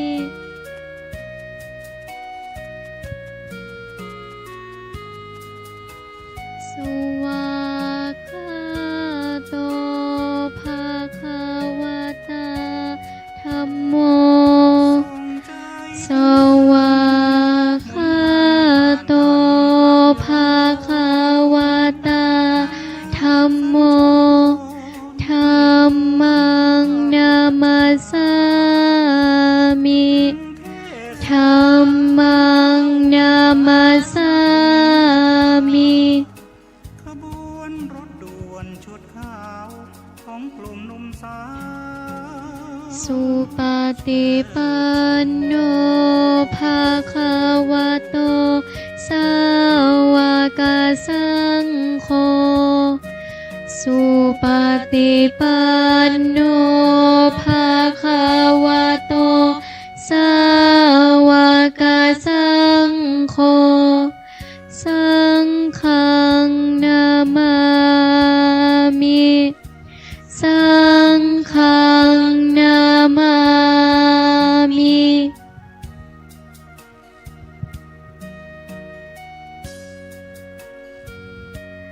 นะโมตัสสะภะคะวะโตอะระหะโตสัมมาสัมพุทธัสสะนะโมตัสสะภะคะวะโตอะระหะโตสัมมาสัมพุทธัสสะนะโมตัสสะภะคะวะโตอะระหะโตสัมมาสัมพุทธัสสะอิติปิโส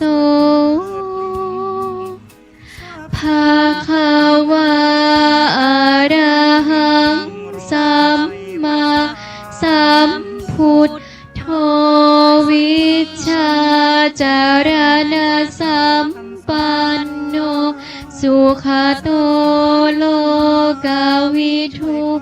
อนุตตโรปุริสธรรมมาสา ราธิสัตถาเทวมนุษย์สานังพุทโธภาควาติ ขอบคุณเจ้า องค์ใดพระสัมพุทธสุวิสุทธสันดานตานมูลกาเลดมานบ่มีมนมีมองมัวหนึ่งในพระทัยท่านก็เบิกบานคือดอกบัวราคีบ่พันพัวสุวาคนทากรรมจร องค์ใดประกอบด้วยพระกรุณาดังสาคร โปรดหมู่ประชากรมาลาโอคากันดานชี้ทางบรรเทาทุกข์และชี้สุขกาเสมสารชี้ทางพระนฤพานอันพ้นโศกวิโยคภัย พร้อมเบญจพิทธาจาสุจารัสวิมลใส เห็นเหตุที่ไกลไกลก็เจนจบประจังจริงกำจัดน้ำใจยับสันดานบาปแห่งชายหญิง สันโลกได้พึงพิงมาลาบาปบำเพ็ญบุญ ของกลุ่มหนุ่ม ข้าขอประนุษน้อมสิรักลาวบังคมคุณสัมพุทธการุณยาภาพนั้นนิรันดร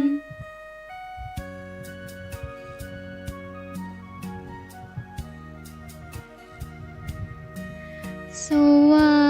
กขาโตภาควตาธัมโมสันทิทิโกอากาลิโกเอหิปัสสิโกโอปานายิโกปัจจตังเวทิตัพโพวินยูหิติ ธรรมะคือคุณากร ส่วนชอบสะท้อนดูดดวงประทีปชัชวาลแห่งองค์พระศาสดาจารย์ทรงสายสันดานสว่างกระจ่างใจมนทำใดนับโดยมาพ้นเป็นแปดพึงโยนและก้าวกับทางนฤพานสมยาโลกอุดรพิสดารอ่านลึกโอฬารพิสูจน์พิเศษสุขใสอีกทำต้นทางคันลายนามขันนั้นคันใครปฏิบัติปริยัติเป็นสุขคือทางดำเนินดุจคลองให้ล่วงลูกปองยังโลกอุดรโดยตรงข้าขอโอนอดอุตมงค์นอบธรรมจำนง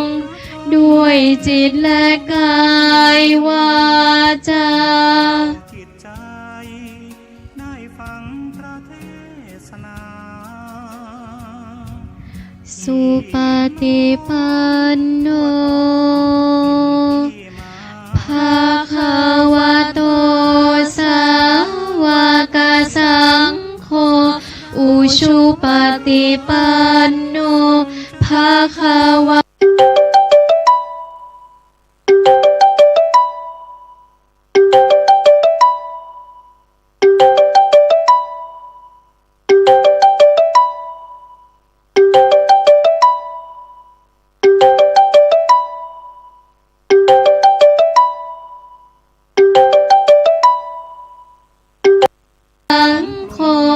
ยาทิทางจัตตาริปุริสายุคานิอัตถาปุริสาปุคาลาเอสะภะคะวะโตสาวกสังโฆอาหุนายโยปาหุนายโยทักขินายโยอัญชลิกรณิโยอนุตตรังปุญญเขตังโลกัสสติสงฆ์ใดสาวกศาสดารับปฏิบัติมาแต่องค์สมเด็จพระขวานเห็นแจ้งจตุศาสตร์เศษบานรู้ทางที่อ่านระงับและดับทุกภัยโดยเสด็จพระผู้ตรัสไตรปัญญาผ่องใสสะอาดและปราดมัวมองเหินห่างทางข้าศึกปองบ่มีลำพองด้วยกายและวาจาใจเป็นเนื้อนาบุญอันภัยสร้างแด่โลกายและเกิดพิบูลพูนพ้นสมยาเอารถทศพลมีคุณอานนท์อเนกจะนับเหลือตราข้าขอนบหมู่ภาษาราพกทรงคุณานุคุณประดุจจรำพันด้วยเดชบุญข้าอภิวานพระไตรรัตน์อันอุดมดิเรกนิราศัยจงช่วยขจัดโพยภัยอันตรายใดๆจงดับและกลับเสื่อมสูญ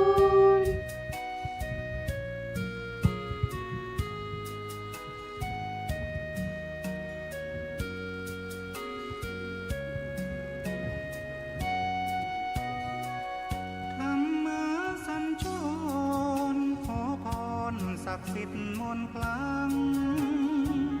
ได้พบหนทางสร้างสรรค์ให้ใจสุขยิ่งนับบุญครับขอเสียงสาธุดังๆให้กับน้องๆทั้ง8ท่านเลยครับก็8คนเลยครับพวกเราสาธุกันข้างหลังนะสาธุสาธุสาธุครับขอบคุณน้องๆทั้งนะครับ8คนนะครับจากนี้ไปครับทำดีแล้วต้องมีรางวัลนะครับจากนี้ไปเรียนเชิญท่านนายกสุรเชษฐ์ตาคมานะครับได้มอบทุนการศึกษาให้กับน้องๆจากโรงเรียนบ้านปุ่งน้อยนะครับครับครับหันหน้าไปทางท่านนายกเนาะเอาท่านนายกมาทางนี้เดี๋ยวครับจะได้บันทึกภาพสวยๆนะครับครับเรียนเชิญเลยครับ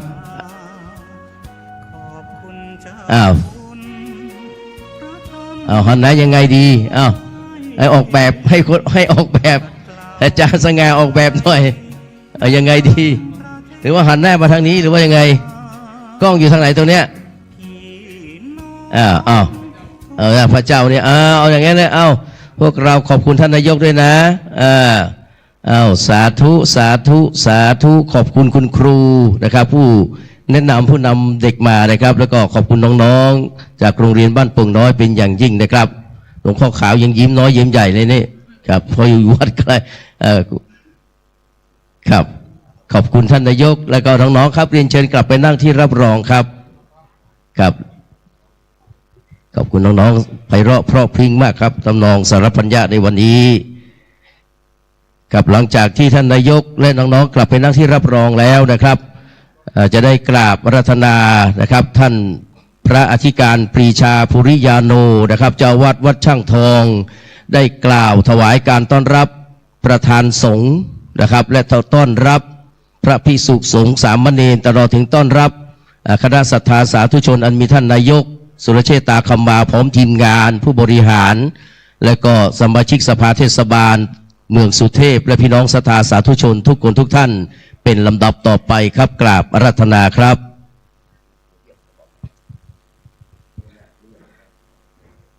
ขอถวายความเคารพพระเดชพระคุณหลวงพ่อ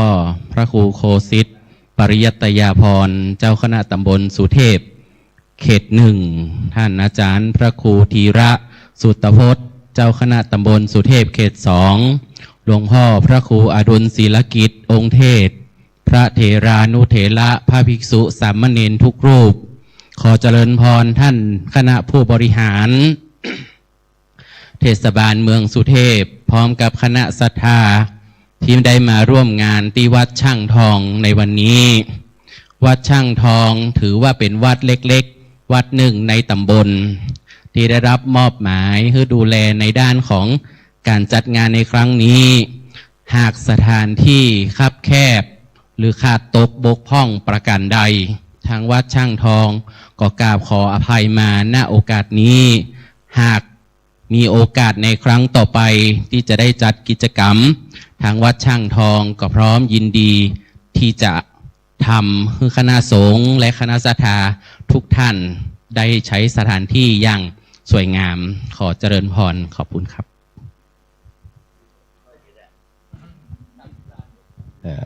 พูดน้อยแต่ต่อยหนักนะครับกราบนมัสการขอบพระคุณท่านพระอธิการปรีชาปุริยาโนขันพันเจ้าวาดนะครับได้ถวายการต้อนรับพระสงฆ์องค์เจ้าตลอดถึงต้อนรับพี่น้องศรัทธาญาติโยมทุกคนทุกท่านอันมีท่านนายกสุรเชษฐ์ตาคำมาเป็นต้นนะครับครับจากนี้ไปนะครับก็ขอเรียนเชิญนะครับได้รับเกียรติจากท่านนายกสุรเชษฐ์ตาคำมานะครับนายกเทศมนตรีเมืองสุเทพคนเก่งของเรานะครับได้กล่าวทักทายต้อนรับบรรดาพ่อพี่น้องเนอะเพื่อนบอกเอาเป็นทางการแล้ววันนี้จะขอทักทายพบปะกันนะครับแล้วก็จะได้เปิดกลวยแล้วเราจะได้ยืนสรรเสริญนะครับเพลงพระสรรเสริญพระบารมีนะครับครับเรียนเชิญท่านนายกครับก็ขอเสียงปรบมือดังๆให้ท่านนายกหน่อยนะครับอันนี้ปรบมือได้เนอะเพราะว่าเป็นการกล่าวทักทายนะครับเรียนเชิญท่านครับขอบคุณครับพ่ออาจารย์นะครับครับนมัสการนะครับคณะสงฆ์นะครับโดยมีท่านเจ้าคณะตำบลกุฎสุเทพเขตหนึ่งแล้วก็เขตสองนะครับท่านพระครูอดุลศิลกิจนะครับทางองค์เทศนะครับแล้วในส่วนของคณะสงฆ์นะครับเจ้าอาวาสนะครับทุกวัดผู้บริหารเทศบาลเมืองสุเทพทางสมาชิกเทศบาลเมืองสุเทพนะครับพี่น้องประชาชนนะครับรวมถึงนะครับกำนันผู้ใหญ่บ้านตำบลสุเทพของเรานะครับครับวันนี้นะครับก็เป็นโครงการธรรมสัญจรที่ทางเทศบาลเมืองสุเทพของเรานะครับได้มีการนะครับเงินอุดหนุนนะครับเพื่อทางคณะสงฆ์ตำบลสุเทพของเรานะครับอยู่2ส่วนด้วยกันส่วนหนึ่งนะครับก็จะเป็นการธรรมะนะครับสัญจรนะครับก็อย่างที่เรามาร่วมกันวันนี้นะครับในส่วนที่2นะครับก็จะเป็นกิจกรรมวิปัสสนากรรมฐานนะครับซึ่งงบประมาณต่างๆเหล่านี้นะครับเป็นงบประมาณภาษีพี่น้องประชาชนของคนตำบลสุเทพของเราทั้งหมด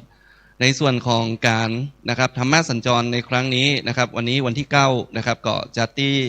วัดช่างทองแห่งนี้แล้วก็วันที่30สิงหาคมนะครับก็จะไปนะครับเราจัดครั้งที่2ที่วัดลำเปิงตะโปธารามนะครับแล้วก็ครั้งที่3นะครับวันที่20กันยานะครับที่วิจัยศูนย์วิจัยนะครับสถาบันวิจัยนะครับครูบาศรีวิชัยนะครับก็บริเวณบ้านห้วยแก้วนะครับที่มีมูลนิธิครูบาศรีวิชัยอยู่ที่หั่นนะครับเพราะฉะนั้นในโครงการธรรมะสัญจรนะครับพี่น้องครับเทศบาลเมืองสุเทพของเราซึ่งในการนำนะครับของผมนะครับตั้งแต่ปีที่แล้วนะครับผมพยายามที่จะสืบสารนะครับในเรื่องของพระพุทธศาสนาซึ่งก็ต้องขอบคุณคณะผู้บริหารชุดที่ผ่านมาที่เพิ่นได้วางโครงการนะครับทุกยุคทุกสมัยนะครับผมถือว่านะครับทางผู้บริหารเทศบาลเมืองสุเทพบอกว่าจะเป็นยุคที่ผ่านสมัยที่ผ่านมาที่เพิ่นให้ความสำคัญในเรื่องของพระพุทธศาสนานะครับจนมาถึงนะครับสมัยที่ผมดำรงอยู่ครั้งนี้นะครับผมเชื่อว่าการที่เอาเรื่องของธรรมะนะครับเข้ามาเพื่อพี่น้องประชาชนคนตำบลสุเทพเพื่อเป็นสิ่งยึดเหนี่ยว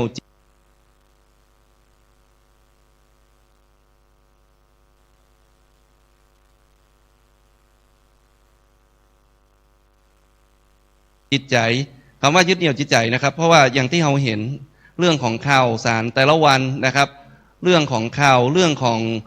สิ่งต่างๆที่มันเกิดขึ้น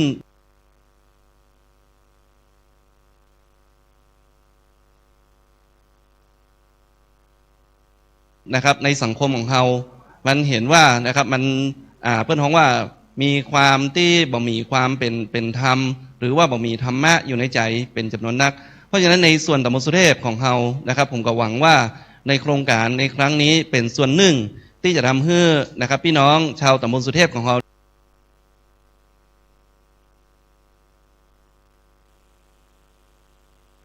ได้เห็นความสำคัญของธรรมะนะครับที่อยู่ในใจของเรานะครับซึ่งผมมีความตระหนักดีในเรื่องของธรรมะนะครับซึ่งทุกวันนี้หลายสิ่งหลายอย่างนะครับที่มันเข้ามาในเรื่องของการบริหารก็ดีในเรื่องของงานก็ดีเหมือนกับพี่น้องของเราก็ดีนะครับบางครั้งนะครับถ้าเรากึดนะครับกึดไปตามนั้นนะครับกึดไปตามที่สิ่งที่เราได้ยินมานะครับในสิ่งที่มองว่ามันเป็นสิ่งที่มันเป็นลบ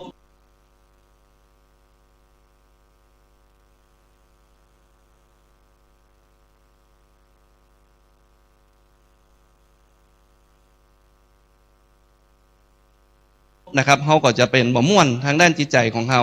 แต่วันนี้นะครับผมได้ฟังเรื่องของธรรมะนะครับในเรื่องต่างๆเพื่อนบอกว่ามันทำให้เรานะครับไอ้อย่างที่มากระทบของเขาเป็นตัวชี้วัดอย่างหนึ่งว่าเราจะเข้มแข็งได้อย่างไรนะครับอันนี้ผมยึดนะครับในการปฏิบัติงานมาทุกครั้งเพราะฉะนั้นพี่น้องประชาชนคนตำบลสุเทพทุกท่านครับวันนี้เข้าปีเพื่อนของว่าเข้าปีที่2ที่ผมได้ดูเรื่องของเทศบัญญัติเรื่องของงบประมาณนะครับของพี่น้องประชาชนในตำบลสุเทพของเราผมเชื่อว่าในการทำงานนะครับได้อู้กับที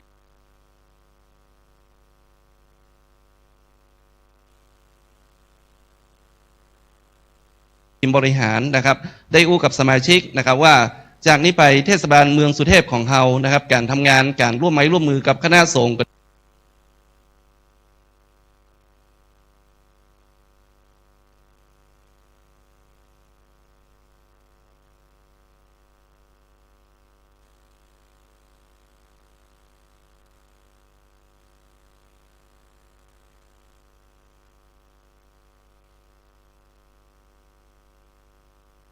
ดีหรือว่าในส่วนของพี่น้องประชาชนในตำบลสุเทพก็ดีนะครับต่อไปก็คงจะต้องนะครับเข้มข้นมากขึ้นนะครับเพราะว่าระยะเวลา1 ปีอย่างที่พ่อแม่พี่น้องรู้ว่าจากที่ผมเป็นกำนันอยู่ในฝ่ายปกครองนะครับการทำงานเนี่ยเหมือนค่อนข้างที่จะเป็นเอกเทศในการทำงานแล้วก็มุ่งหวังในการทำงานแต่เมื่อมาอยู่เท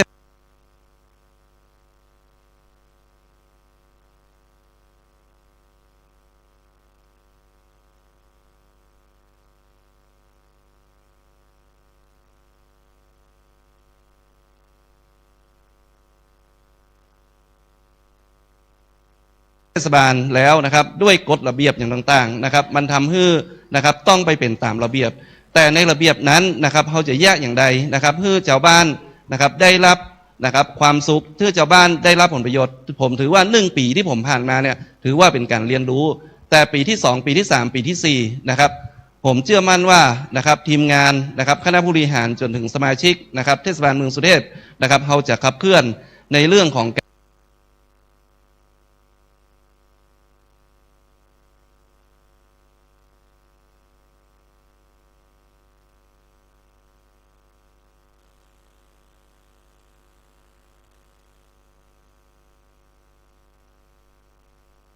การทำงานรวมถึงเรื่องของพระพุทธศาสนาเพื่อนะครับเป็น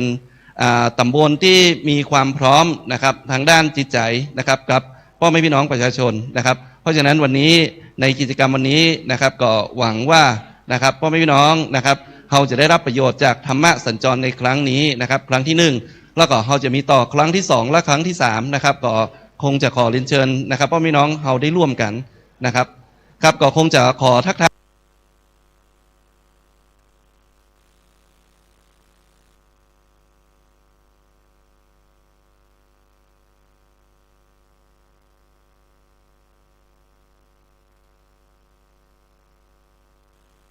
ยพี่น้องนะครับประชาชนตำบลสุเทพนะครับในที่ท่านได้ ได้เข้าใจนะครับเรื่องของงบประมาณเรื่องของการทำงานนะครับต่อไปนะครับขอบคุณครับครับจากนี้ไปท่านนายกจะได้นะครับเปิดกรวยเครื่องสักการะหน้าพระบรมฉายาลักษณ์นะครับถวายความเคารพยืนอยู่แล้วก็พี่น้องทุกท่านนะครับได้ลุกยืนขึ้นพร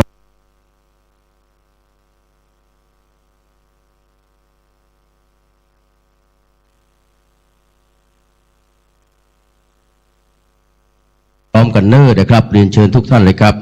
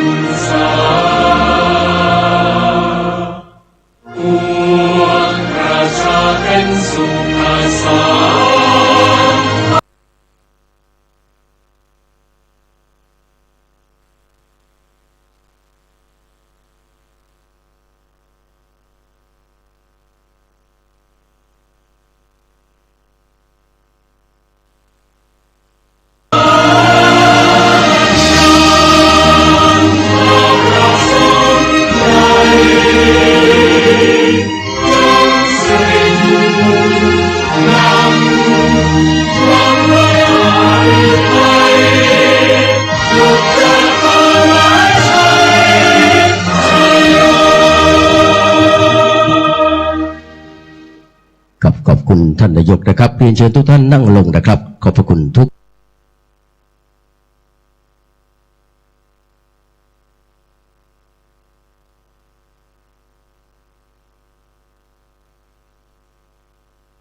คนทุกท่านนะครับจากนี้ไปจะได้เข้าสู่หัวใจของรายการนะครับโครงการธรรมสัญจรเฉลิมพระเกียรติครั้งที่1ประจำปี 2569 นะครับณวัดช่างทองตำบลสุเทพอำเภอเมืองเชียงใหม่จังหวัดเชียงใหม่นะครับอย่างที่เคยบอกว่าอปต.หรือว่าหน่วยอบรมประชาชนประจำ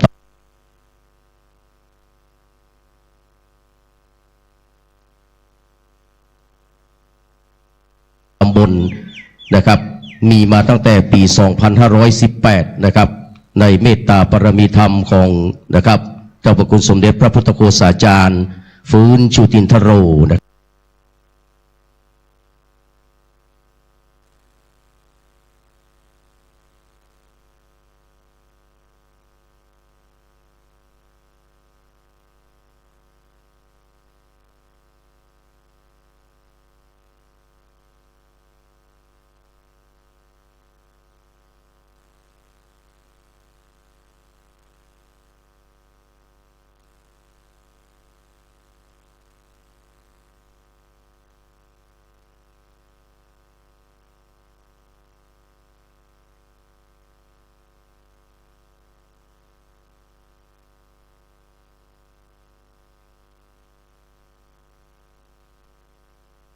ครับผู้เป็น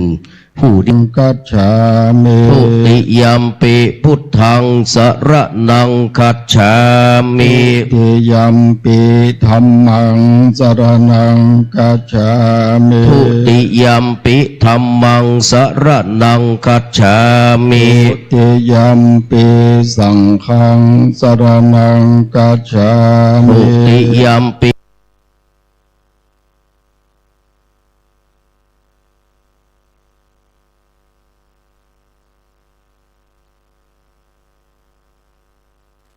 สังฆามิ ตติยัมปิธัมมังสรณังกัจฉา ต มิ ติยัมปิธัมมังสรณังคัจฉามิ ตติยัมปิสังฆังสรณังกัจฉา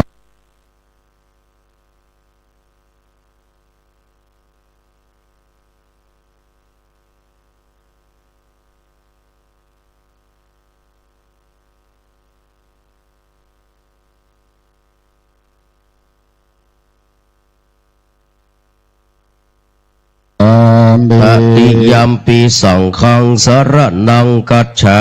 มิ ปานาติปาตาเวระมณีสิกขาปะตังสมาติยามิ ปานาติปาตาเวระมณีสิกขาปตังสมาธิยามิ อะตินนาตานาเวระมณีสิกขาปะตังสมาติยามิ อะทินนาตานาเวระมณีสิกขาปตังสมาธิยามิ กาเมสุมิจฉาจาราเวระมณีสิกขาปะตังสมาติยามิ กาเมสุมิจฉาจาราเวระมณีสิกขาปตังสมาธิยามิ มุสาวาตาเวระมณีสิกขาปะตังสมาติยามิ มุสาวาตาเวระมณีสิกขาปตังสมาธิยามิ สุราเมรยะมัจจปมาตัฏฐานาเวระมณีสิกขาปะตังสมาติยามิ สุราเมรยะมัจจปมาทัฏฐานาเวระมณีสิกขาปตังสมาธิยามิ อิมานิปัญจสิกขาปทานิสีเลนะสุขติงยันติ สาธุ สีเลนะโปคสัมปตา สาธุ สีเลนะนิพุติงยันติทัตสมาสีลังวิโสทะเย สาธุกับพระอาทิตย์ที่แสงสว่างในเวลากลางวันส่วนพระจันทร์ที่แสงสว่างในเวลากลางคืนแต่ธรรมะอันร่มรื่นที่จะได้แสดงโดยท่านพระครูอดุลศิลกิจมหาปราชญ์แห่งล้านนาไทยคือความร่มรื่นทั้งกลางคืนและกลางวันจากนี้ไปเรียนเชิญท่านทั้งหลายได้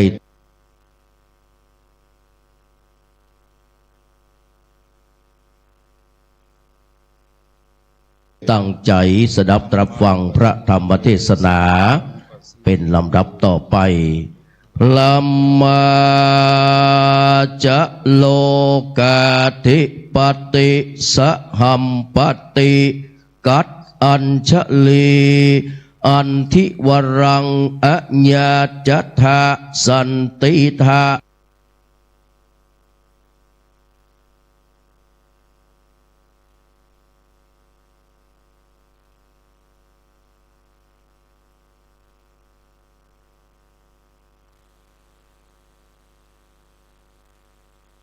สัตตา ธรรมจารีสุขังเสติติธรรมเมกฐานะโอกา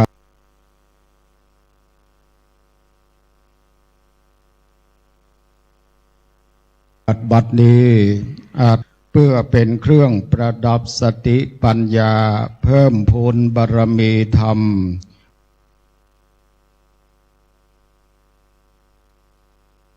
ของพุทธศาสนิกชนทุกท่านตั้งภายในและภายนอกซึ่งในการนี้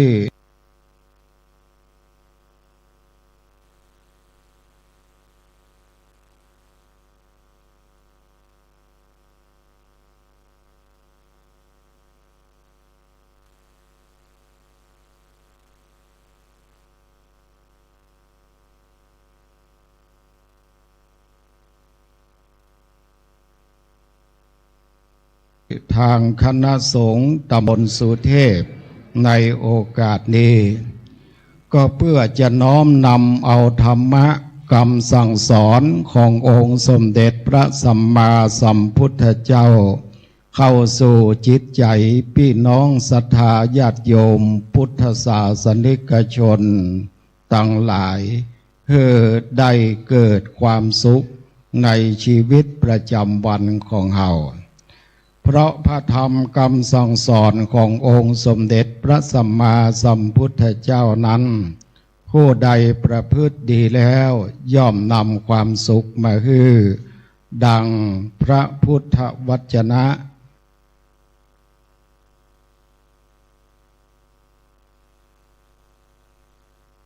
ที่เป็นวาระพระบาลีได้นำขึ้นเป็นอุเทศบทเบื้องต้นของพระธรรมเทศนาในวันนี้ว่าธรรมจารีสุขังเสติซึ่งแปลว่าผู้ใดประพฤติธรรมผู้นั้นย่อมทำอันผู้ประพฤติดีแล้วย่อมนำสุขมาฮือ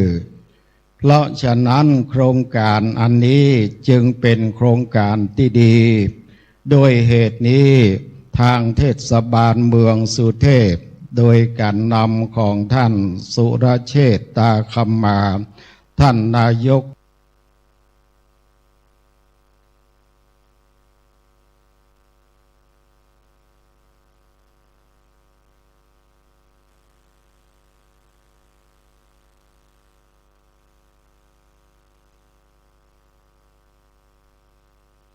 เทศมนตรี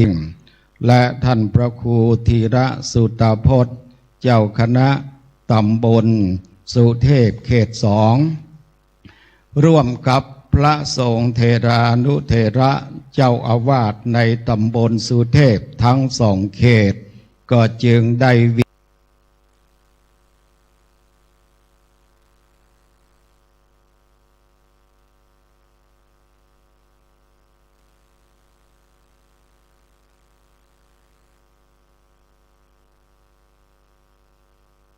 รียนกันที่วัดช่างทองนี้ศรัทธาญาติโยมท่านสาธุชนทั้งหลายตั้งภายในและภายนอกเฮาปากันมาพร้อมเพียงเอียงหน้ากันณที่นี่นั้นอยากจะทำความเข้าใจและอยากจะถามพี่น้องศรัทธาญาติโยมทั้งหลายว่าเฮามาในคราครั้งนี้นั้นเฮาจะได้อะหยังเฮาจะได้อะหยังศรัทธาถ้าจะฮื้อกันตอบทุกคนนั้นคืนนี้คืนหุ่งก็บ่แล้วละเพราะว่ามันมีจำนวนนักวัดในตำบลสุเทพนี่มีตั้ง11 วัดเพราะฉะนั้นก็มาร่วมพร้อมเพียงกันจะฮื้อคำตอบแก่อาตมาก็คงจะมีหลายคำตอบเพราะฉะนั้นอาตมาจึงรวบรวมเอาประสบการณ์และเป็นสิ่งที่เคยไปสอบถามพุทธศาสนิกชนพี่น้องชาวบ้านไปเทศธรรมสัญจรก็มาหลายที่หลายต่างวันก่อนนั้นก็วันพระไปเทศที่วัดดงมะไฟอำเภอพร้าวก็สำเร็จเรียบร้อยไปก็ถามเปิ้น เปิ้นก็ให้คำตอบหลายอย่างแต่ว่าอาตมามารวบรวมแล้วศรัทธา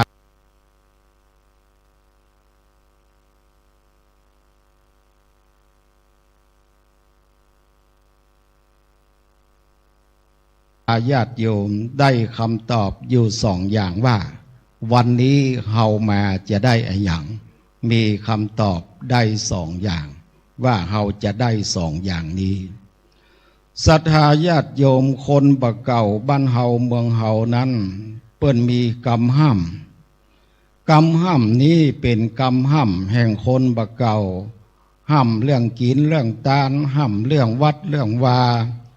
ในเรื่องของการที่เฮาได้มาสู่สถานะที่นี้นั้นเปิ้นก็มีกรรมห้ามไว้เหมือนกันว่าเฮาจะได้สองอย่างนี้กรรมห้ามเป็นกรรมบะเก่านั้นอาตมาก็ขออนุญาต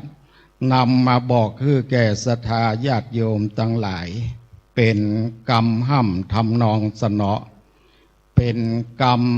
บทซอแห่งเจ้าเจียงแสนโบราณเปิ้นห้ามว่าเฮามาในวันนี้นั้นจะได้ปูกับป๋าบทห้ามปูนั้นเปิ้นบอกว่าปูอยู่ยังนั้นเปิ้นก็มาเรียกร้องซ้ำว่าปูหินและปูผา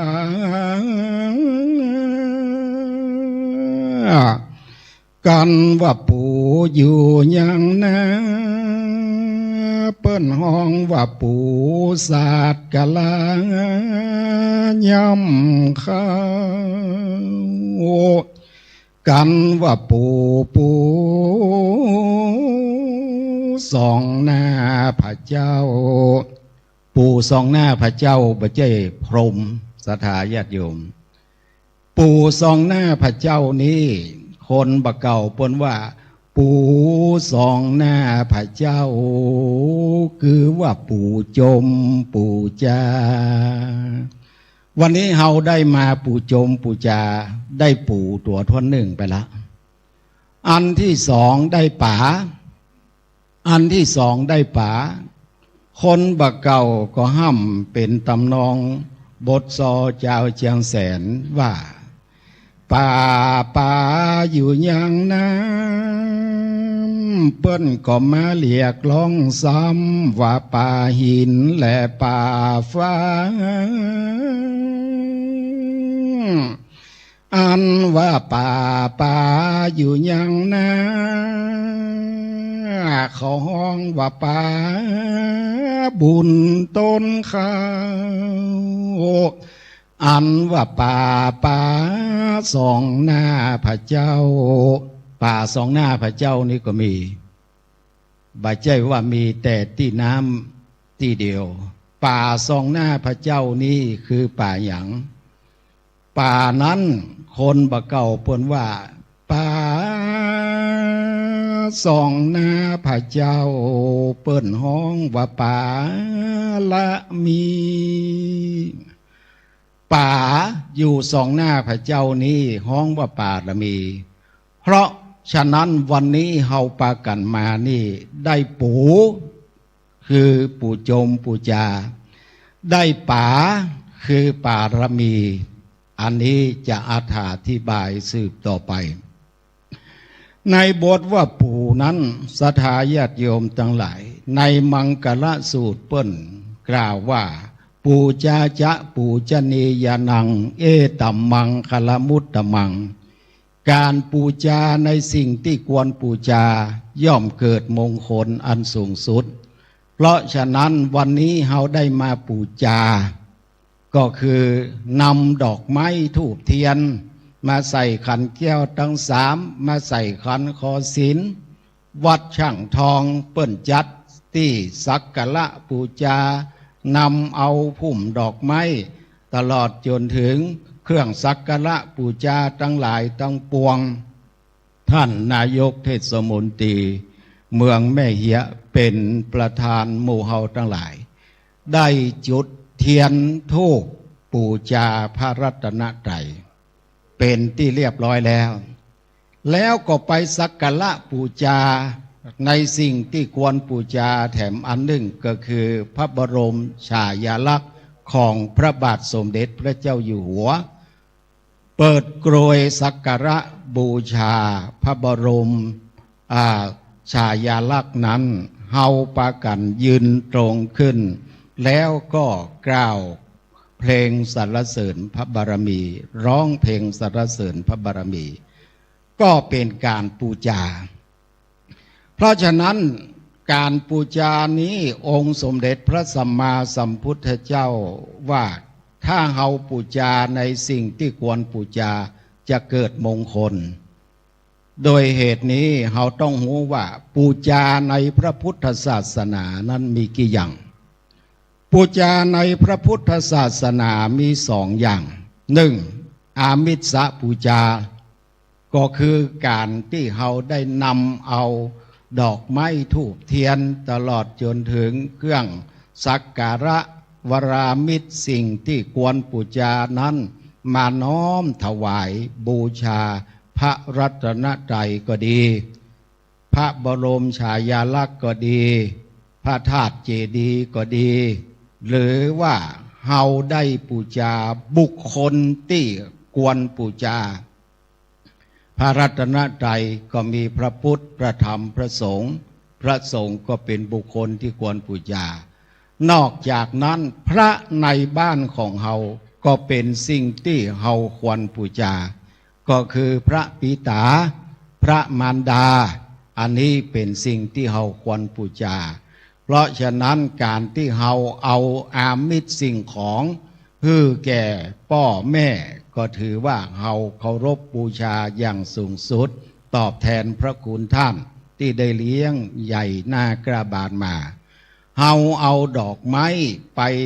บูชาไหว้ครูบาอาจารย์ที่สั่งสอนศิลปะวิทยาคือความรู้ความสามารถแก่เราก็ถือว่าเฮาบูชาบุคคลที่ควรบูชาเพราะฉะนั้นจึงเกิดมงคลแก่เฮาอันทั่วหนึ่งเฮาเรียกว่าบูชาในสิ่งที่ควรบูชาสิ่งที่ควรบูชานอกจากจะเป็นบุคคลแล้วก็ยังเป็นสถานที่อย่างเช่นวิหารก็ดีโบสถก็ดีพระธาตุเจดีย์ก็ดีมันเป็นสิ่งที่ควรบูชาเพราะฉะนั้นเฮาจึงเอาดอกไม้ธูปเทียนมาสักการะบูชามันก็ทำให้เฮานั้นมีจิตอันมั่นคงเลื่อมใสยิ่งเกิดศรัทธาก็ยิ่งจะเป็นสิ่งที่จะศักดิ์สิทธิ์ถ้าเฮาปล่อยมันชำรุดสุดโทรมนี่นะวัดวาอารามไผบ่เข้าไผบ่ออกไผบ่มาบูชาตามเทียนธูปสักเตื้อนั้นบ่เมินบ่นานมันก็หกก็ห่างก็เป็นสิ่งที่บัดหน้าดูหน้าชมเพราะฉะนั้นถ้าเฮามันสักการะบูชานั้นมันเกิดความศักดิ์สิทธิ์ขึ้นทันทีศรัทธาญาติโยมบ่ต้องว่าหยังมีเปิ้นเรื่องเล่าไว้เป็นเรื่องจริงเรื่องไหวเจ้าตี้มีวัดหนึ่งวัดนี้อยู่บนดอยศรัทธาญาติโยมทั้งหลายก็จะเหมือนวัดดอยสุเทพหรือวัดศรีโสดากับวัดดอยคำกันอย่างนี้เวลาจะขึ้นไปสักการะบูชาก็ต้องเดินจากตีนดอยขึ้นไปบนดอยก็ระยะไกลพอสมควรเพราะฉะนั้นเปิ้นก็จะปากันก่อนที่จะขึ้นไปไหว้วาริสาวัดวาอารามเพิ่นก็จะปากันอาบน้ำแต่งตัววีหัวตาแป้งจัดแจงสิ่งของให้มันดีมันงามแล้วก็จะปากันก้อยขึ้นไปไหว้สาสักการะบูชาเหมือนกับเฮาเดินขึ้นดอยสุเทพเดือน8 เพ็ง 9 เพ็งที่นี้วัดนี้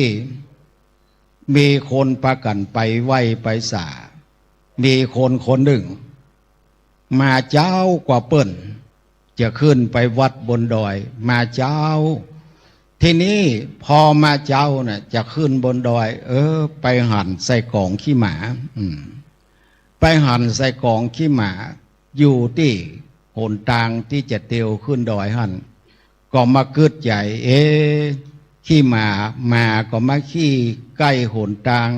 กันเดียวเกิดคนนั้นมาคนนี้มาย่ำขี้หมาขึ้นไปตังบนเปิ้นก็จะเดือดร้อนกันกลิ่นอันบ่พึงประสงค์มันจะเกิดขึ้นเนี่ยอย่าใดดีดอกไม้ตัวมีในสาหันก็เลยเอาดอกไม้นั่นเขาปกขี้หมาไว้พอเอาดอกไม้ปกขี้หมาไว้ขึ้นไปบนดอยก็ไปไหว้พระธาตุไปจุดธูปจุดเทียนบูชาแล้ว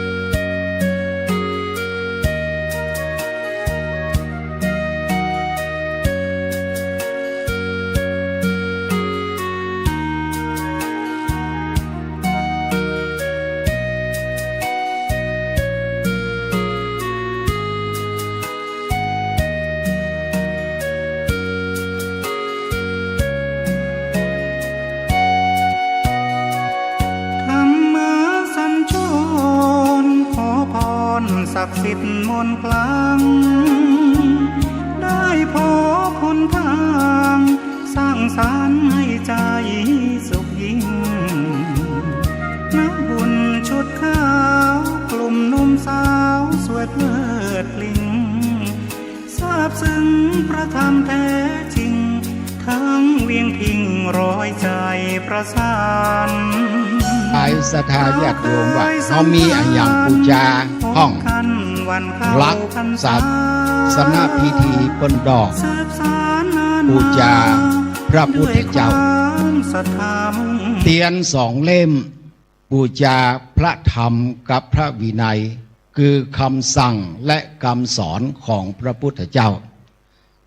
3. ดอกไม้ปูจาพระสงฆ์คือพระสงฆ์นี้ท่านมาจากทิศทั้ง4มาจากสกุลต่างๆมาจากฐานะต่างกันแต่มาอยู่รวมกันศรัทธาญาติโยมลองดูพระสงฆ์เรียบร้อยขูดหัวก็ขูดหัวเหมือนกันหมดนุ่งผ้ามัดอกเหมือนกันหมดศรัทธามองดูก็โอ้น่าเลื่อมใสดีนุ่งผ้าก็มี2 สีแล้วนะสีเหลืองอ่อนกับสีเหลืองแก่สีเหลืองกักสีเหลืองพระราชนิยมอันนี้เขาก็เกิดความเลื่อมใสเพราะอย่างพระสงฆ์แม้มาจากต่างถิ่นต่างที่แต่ท่านมารวมตัวกันอยู่ในพระธรรมวินัยเดียวกันท่านจึงงดงามเปิ้นจึงเอาดอกไม้นี้เป็นปริศนาว่าตัวเจ้าเหมือนดอกไม้ที่มาจากต่างต้นต่างสีต่างกลิ่นแต่มารวมอยู่ในขันอันเดียวกันจึงปรากฏว่าเป็นสิ่งที่งดงามเปิ้นจัดแจงแต่งงดงามดีเอาดอกไม้มาประดับประดาเพื่อเป็นเครื่องหมายว่าบูชาพระสงฆ์แต่ว่าเมืองเฮาจริงๆนะศรัทธาญาติโยม โบราณแต่ก่อนนี่ท่านพระครูธีระบ่มีเตียนทูปเมืองเฮานี่บ่มีเตียนทูปสำหรับที่จะตามสองหน้าพระเจ้าเปิ้นก่อนเปิ้นฮ้องว่าเตียนแซ่ก็เอาใส่ในขันแก้วทั้งสามนะ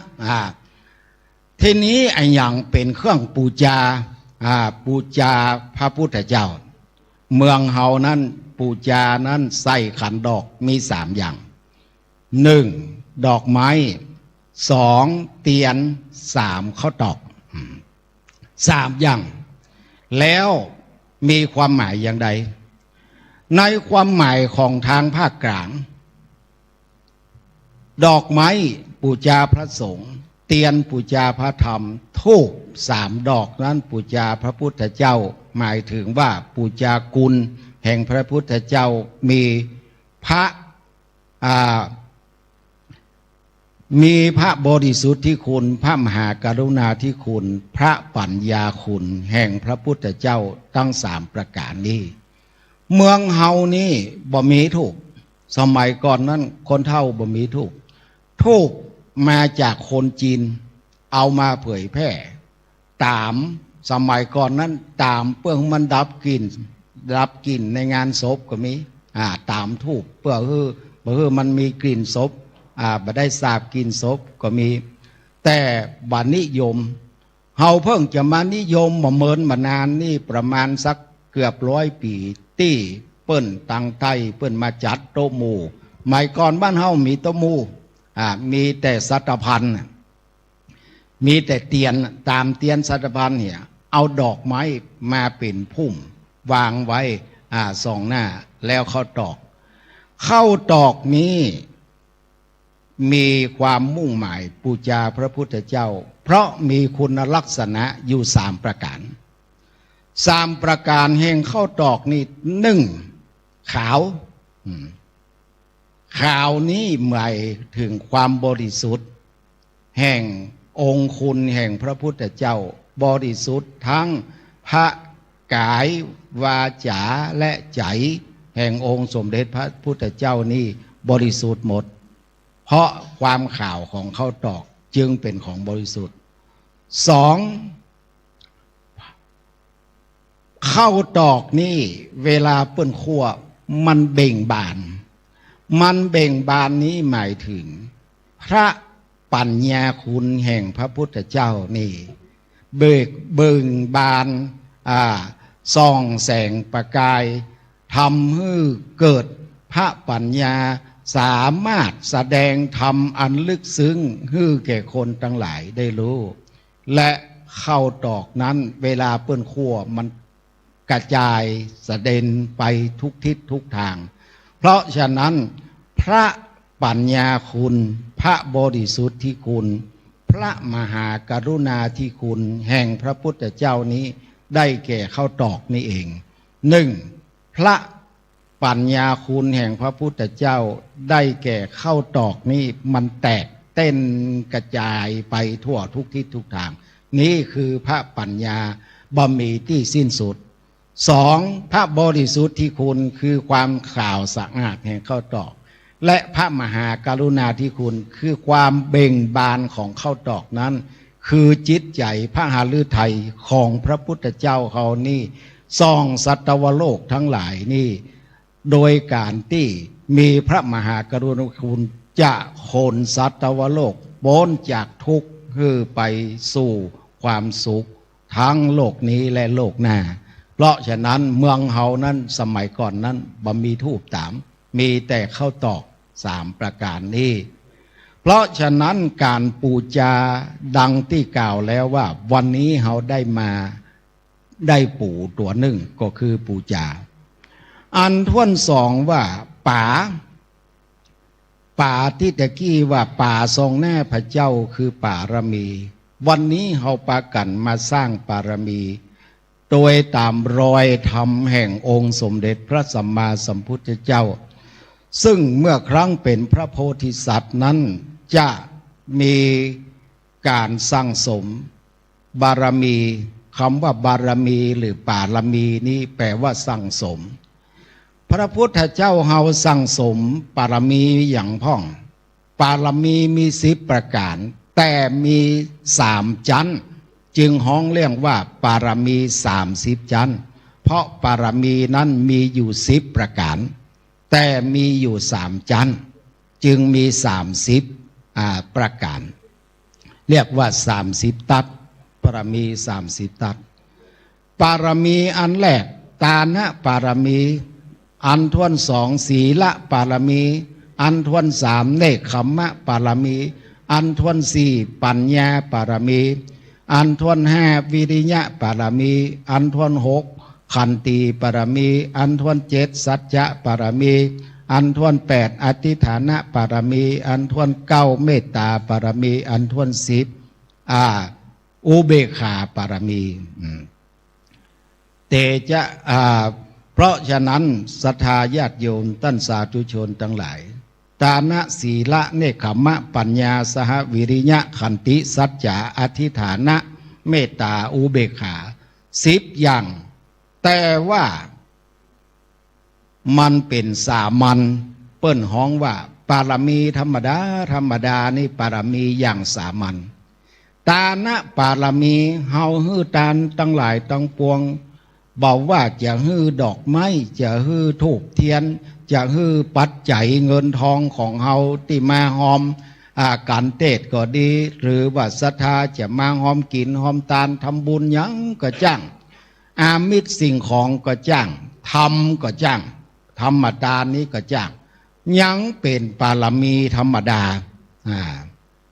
ถ้าอุปปะปารมีเนี่ยตานะอุปปะปารมีเนี่ยศรัทธาญาติโยมต้องฮือตานยิ่งขึ้นไปกว่านั้นยิ่งขึ้นไปกว่านั้นนั่นอย่างเฮานี่ตานบ่ค่อยได้และบ่ค่อยมีปรากฏต้องพระโพธิสัตว์เช่นว่าตานลูกได้ยินข่าวเปิ้นมีก็ที่เอาลูกฮือตานเนี่ยบ่ค่อยมีอยู่ได้ยีได้เขาไปขอเอาลูกเปิ้นน่ะเขา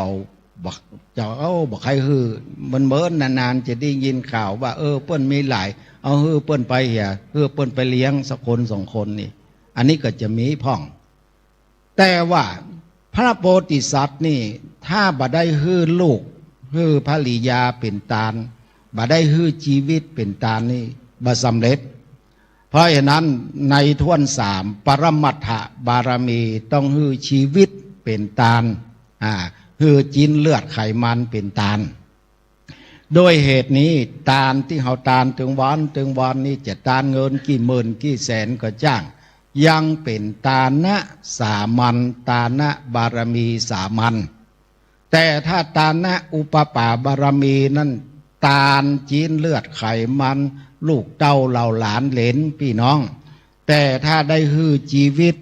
ร่างกายสละชีวิตร่างกายเป็นตาลนี่เป็นตานะปรมัตถปารมีนะเทนี้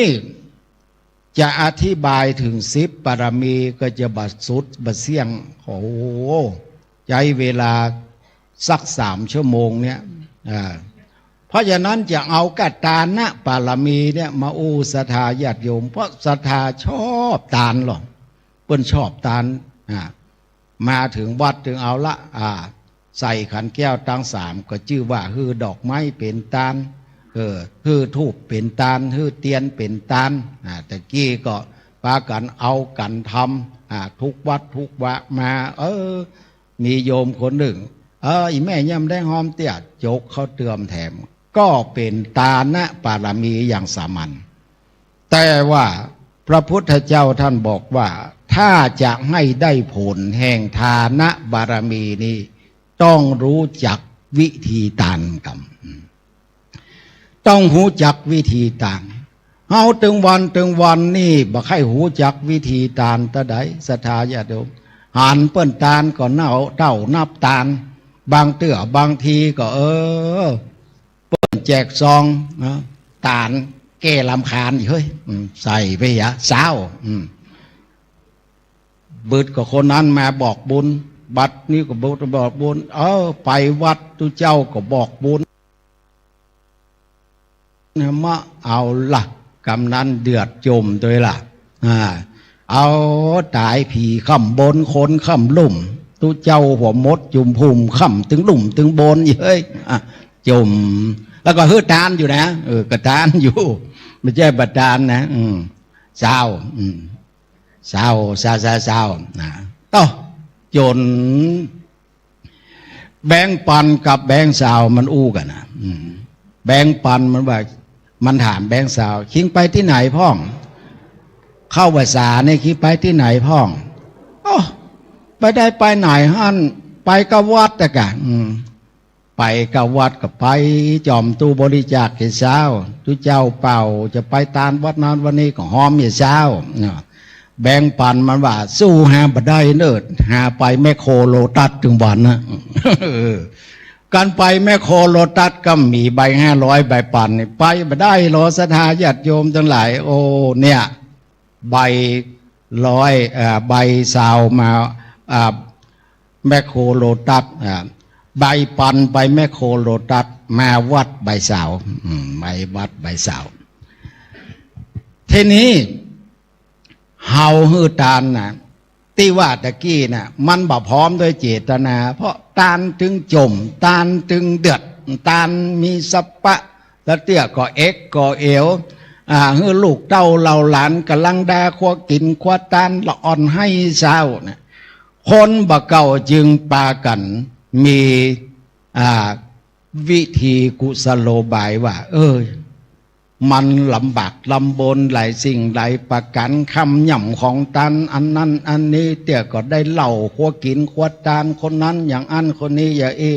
สมมาขวตานนี่กรรมสุมาขวตานอย่างป้อนานสมเพิ่นจังว่าเนี่ยมันจะต้องประกอบไปด้วยเจตนา3เดี๋ยวก่อนกรรมแบบประกอบไปด้วยเจตนามันก็บ่พร้อมที่จะคือตานก็บ่ค่อยบริสุทธิ์เพราะฉะนั้นป้อนานสมจะว่าปุพพะเจตนาแม่นว่าบ่ได้บังเกิดขึ้นแต่ในใจมุนจนะเจตนาจิตใจบ่ข่าวใสผ่องแผ้วอัปปลาภากะเจตนาได้คือตานแล้วบ่โจมชื่นยินดีเนี่ยเจตนานี่แหละเป็นวิธีตานที่มันจะทำเมื่อเราบริสุทธิ์และได้ผลนักบางพ่องมันมาอ่านหรอปุพพะเจตนาคืออย่างไรคือหมายความว่าเราคือใจจะคือตานวันนี้จะมาตานวัดจ้างตองนึกกึดได้ไป2-3 วันตุเจ้าเปิ้นเป่าเมื่อวันศีลละว่าต้องมาฟังธรรมวัดเกียมสตางค์ไว้ละนี่เปิ้นฮ้องว่าปุพพะเจตนาปุพพะเจตนาบังเกิดขึ้นแต่ในใจละในขณะนี้ก็ต้องมีมูลจนะเจตนาท่านพ่อครูเพื่อกำลังเทศเฮาใจนิ่มใจเที่ยงใจดีเบิกบานบ่กึดหาบ้านหาจองเข้าเพื่อก็เลี้ยงละหรือว่ากินลูกบ้านมาละม่วนอกม่วนใจฟังธรรมแงวไปหน่อยก็เป็นอย่างวันนี้เปิ้นตั้งเก้าอี้โมดมีกัดตุเจ้าเตะธรรมหัวเข่ามันเจ็บศรัทธาก็มูลจนะเจตนากำลังฮือตานใจเบิกบานดีผ่องแผ้วอัปปลาภากะเจตนาปิกไปบ้านแล้วก็ใจจมชื่นยินดีกืดเถิงตานมาได้ก็ม่วนอกม่วนใจได้คือตานวันนี้ตึงตุตึงพระก็มีนักมีหลายคนนุ่งผ้าขาวเผือกขาวผ่อนม่วนแต่ม่วนว่าสีแน่กุยไปเหมาะกุยไปคือตานเหมาะไปภูมิอกภูมิใจเพราะฉะนั้นเจตนา3 ดวงนี้เปิ้นบอกว่าตั้งใจดีใจและก็ภูมิใจ3 อย่างนี้ถ้าได้3 อย่างนี้นี่ตานคือมีผลร้อยแต่ของเฮาบางเตื้อเนี่ยอย่างว่าน่ะตานตัวจมตัวเดือดตัวแล้วก็ตานอยู่สเตียก็เอ็กเอลเดือดแผ่นแผ้วคือละออนดาเอ็กอย่างนั้นอย่างนี้บางเตื้อก็ตายละอีลำเหลียวกูได้ซองไป2-3 ซองประเดี๋ยวนี้ยังได้เตี้ยใกล้ออกภาษาปุ่นมันจะได้นะคันทีนก็จะมาละผ้าป่าก็จะมาละคนบางคนจนปลบ ลบซองขาวนี่นะอาตมาไปเตะปุ่นตำบลเทพเสด็จเนี่ยตู้หลวงมีวัดหนึ่งโอ้ท่านอาจารย์บัจใจก้าโคนเนอะมันเป็นไงบัจใจก้าโคนเนอะกลัวซองข่าวนะผีก็กลัวแบบผีก็กลัวก็เลยว่าตุเป็นไงก็ผีมันกลัวซองข่าวได้อู้ฟังกรรมโอ้มันบอกว่าว่างแล้วนี่ผีกะมันเข้าโคนอยู่ที่หิมวัดผมก็ด้วยความอินดูศรัทธาปูจานกาถาก็บ่แหงมันเป๊กได้7 วันมันเป็นปูจานเฉลิมพระเกียรติมันตันได้หูมันตันหูเลิกกาถามันหมายแหงเป่าผีบ่ออกเป่าน้ำมนต์หรือผีบ่ออกผียี่เขี้ยวใส่ติ๊กผียี่เขี้ยวใส่ถมน้ำลายใส่ปุจานเขาห้องไปเอาตู้มาแล่เนี่ยบักกองไปเอาตู้มาแล่ตู้มาถึงหัวคันไดก็ละนึกสวาดคาถาแหละแฮมเตอ ขึ้นไปนะก็ผียังมากลัวตู้หลอกลิ้นใส่ติ๊กหลอกลิ้นใส่ตู้เจ้าติ๊กตู้เจ้าก็คู่กำลังจะเอามีดหมอในถุงย่ามมานะจะเอาผ้ายันในถุงย่ามบกลัวเลยบกลัวกะบกลัวนะหลอกลิ้นใส่อยู่ตู้เจ้าก็เปียเอาผ้ายันในถุงย่ามมาแหละเอาฟาดใส่หน้าผีเพี้ยตากหงายลงหั่นเพื่อมาพอเป็นว่าซองพระป่าใจผ้ายันสกรรมอันเนี้ยขนาดผียังกลัวนะซองข่าวนี่นะศรัทธาญาติโยมทั้งหลายเพราะฉะนั้นต้องตั้งเจตนา3 ดวงนี้คือบริสุทธิ์ก่อนมันจึงจะตามได้ผลเพิ่นบอกว่าถ้าเฮาเจตนาบริสุทธิ์นี่บาทเดียวก็ได้ผลตานตุตนใดก็ได้ผลหมดอะบอกว่าตุป่อตุปูบอกว่าตุวาสาเดียว7 วันหรือว่าตุบวชจุงหัวก็จึงได้บุญพอได้นุ่งผ้าเหลืองแล้วนะมันได้บุญเพราะว่ามันอยู่ที่เจตนาเฮาจะตานนี่แต่กันว่าเฮาเจตนาบ่าพองแผ้วนี่นะตานสังขลาดก็จึงบ่ได้บุญตานคือครูบานั้นครูบานี้ตนบุญที่ไหนมาฮับตานกับเฮาก็ตึงบ่ได้บุญเพราะเปิ้นบอกว่าในจดกเปิ้นว่าตานฮือยาจกได้ขึ้นสวรรค์ตานฮืออรหันต์ตายตกมรณะนะธรรมจดกนี่มีแต่ธรรมจดกนี่เปิ้นบอกว่าพญาเจ้าเมืองตัวหนึ่งครองบ้านครองเมืองเนี่ยคนประกันอยู่เย็นเป็นสุขเพราะเปิ้นใจบุญกินตานบะขาดบะเหือดแต่ว่าเมืองนั้นอยู่ลี้ลับไก่อยู่ในป่าในดอยซ่องหาทุเจ้ายากไผ่ใครอยู่ศรัทธาลองไปดูอันนี้กะก็ตังที่ไหนตังปักใต้ปักเตยอีสานก็มีเนอะเขาซ่อหาทุเจ้าไปอยู่นะทุเจ้าไปอยู่คือเขาเหตุ2 วัน 3 วันเข้าภาษาแล้วหนีแอนวุ่นน่ะหนีทุเจ้าผมอยู่ละถามเป็นใจญาติโยมไม่มีซองขาวให้บ่มีซองขาวก็หนีหมดว่ะทุเจ้านั่นน่ะทีนี้ศรัทธาญาติโยมทั้งหลายพญาเจ้าเมืองเนี่ยเปิ้นใครได้ตุเจ้ามาใส่บาตรแต่บ่มีตุเจ้าซ้อหาตุเจ้าที่ไหนก็บ่ไปโปรดเมตตาเพราะเป็นบ้านเมืองไก่กันดานพ่องจะมีแต่อรหันตา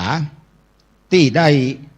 ฌานสมาบัติจะไปเป็นเตื้อมันเมิน6 เดือนกะปีหนึ่งไปเตื้องกะ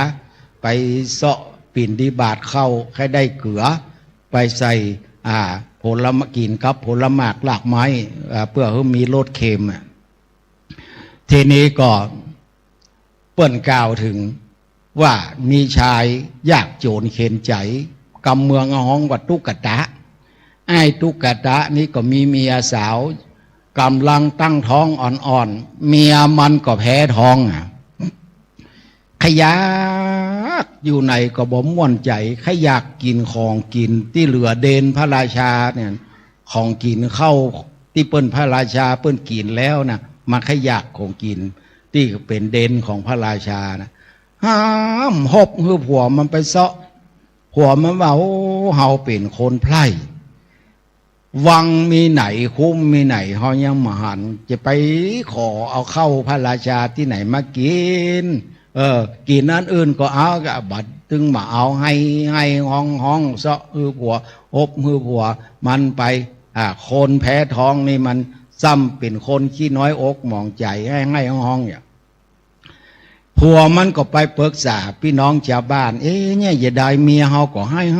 ห้องจะให้กินเข้าของกับพระราชาเนี่ยอย่างเงี้ยใดเขาก็ว่าก็ไปยากมันยังพญาเจ้าเมืองเปิ้นถึงไข่ตาลไปขอตาลเปิ้นน้อยเปิ้นก็จะกะใจเปิ้นบุญท่านอยู่แล้วเนี่ยมันก็ซ้ำกัวอาจญาเจ้าคนบักเก่าว่าลื่นช้างลื่นไม้บ่ไข่ก็ตายลื่นเจ้าลื่นนายบัดตายก็ฆ่าดูกำบัดตายก็ฆ่านะกำบัดตายก็เคี่ยนกำบัดฆ่าตายก็เคี่ยนเพราะฉะนั้นมันก็กลัวถูกเคี่ยนกลัวถูกฆ่ามันไปถึงวันนี้เขาบอกว่าถึงวันนี้นะเปิ้นไข่ตาลท่านมาจะตายบ่มีตู้เจ้าตนใดไปรับตาลบ้านเฮาเมืองเฮามันห่างไก่โขความเจริญบ่มีตู้เจ้ามารับตาลมึงยังบ่ไปขอตาลเปิ้นน้อยเปิ้นก็ฮืออยู่กันบอกกองมันได้ยินอย่างอันมันซ้ำมีใจไปกึดแถมอย่างนะเปิ้นไข่ตาลตู้เจ้าเฮาจะปลอมเป็นตู้เจ้าดีกว่าต่อซ้ำไปซอ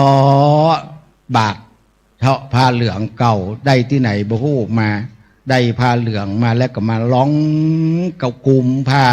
เหมือนตู้เจ้าเพิ่งกุมนะบาทตัวก่อยเดินฝึกอยู่ตำกว่างบ้านตำหอตำเฮือนมันนั่น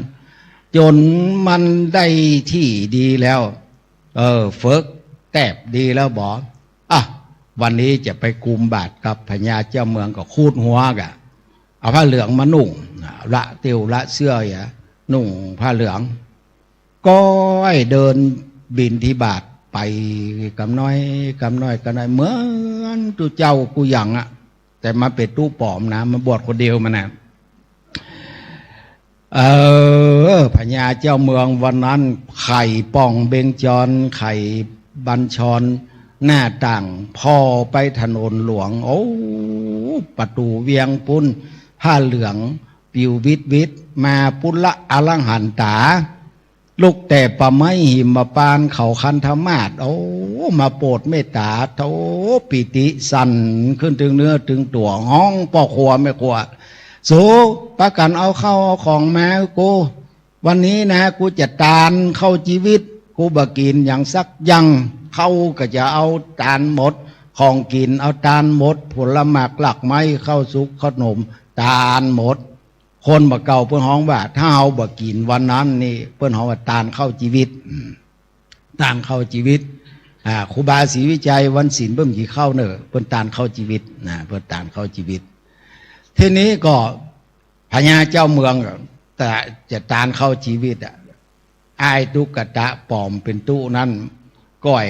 เตียวมาถึงคันไดประตูขวางคุ้มพระราชวังแล้วปอขวไม่ขวยกของกินออกมาเข้าก็เอาใส่บัตรของกินเอาใส่บัตรผลหมักหลักไม่ใส่บาตรแล้วก็ไว้สุดศอกสุดแขนอธิษฐานบุญขุนบุญตานได้ตานวันนี้ขอคือสุขสามประการขอคือได้ไปเกิดเมืองฟ้าเมืองบนเอานิพพานเป็นยอดเนอสาธุทำไมก่อนทุกเจ้าบอกปันปอนเวลาเราบิณฑบาตเนี่ยเพิ่นปันปอนเพิ่นว่าเป็นอาบัติ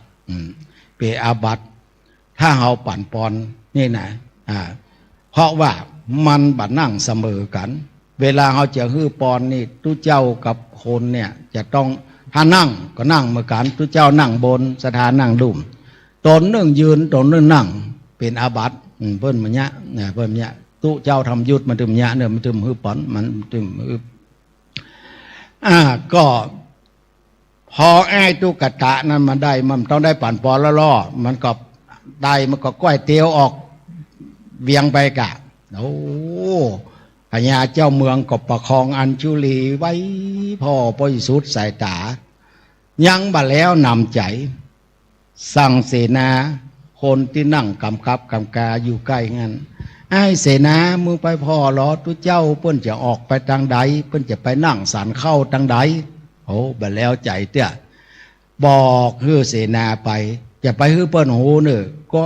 ตัวเปิ้นไปพ่อหรอเปิ้นจะไปทางใดไอ้เสนานั้นก็ก้อยติดตามตุเจ้าปอมนั้นไปตุเจ้าปอมบกองปนเขตประตูเวียงต่อเตียวสำปึกสำปักบาทนี้ละบาสำรวมสำเลิมอย่างละควายก็ควายมาละจะได้เข้าไปสู่ลูกสู่เมียมันกี่ละเอ้าบกองไปเผียวตูบเมื่อเฮียนมันน่ะตูบบ้านมันน่ะเสนาก็ก้อยพ่อบกองเข้าไปในตูบละผ้าเหลืองออกเตียวมาหนุ่งเสื้อมาหนุ่งปลากันโคตรเข้าในบาตรมาเลี้ยงสู้กันกินเต้าม่วนใจอกม่วนใจเสนาหันโอ้พญาเจ้าเมืองใจดีจังอย่างเสียงตีว่าได้ตานกับอลังหันตาสารลูกปะไม้หิมปานกันกูจะปิกไปบอกว่าบะใจอลังหันตาเฮาก็จะไปตัดความเลื่อมใสศรัทธาของเปิ้นปีติของเปิ้นจะลดน้อยถอยลงไปเฮาจะไปจุเปิ้นนั่นซ้ำไปจุไปจุพญาเจ้าเมืองบ่าไว้สาพญาเจ้าเมืองข้าเจ้าก็โตตุเจ้าเปิ้นก็เตียวออกเบียงไปสักกำหายวับไปกับตายหรอปัทรสปิติเหลือเก่าไว้สุดศอกสุดแขนหน้าข้าถึงว่าแล้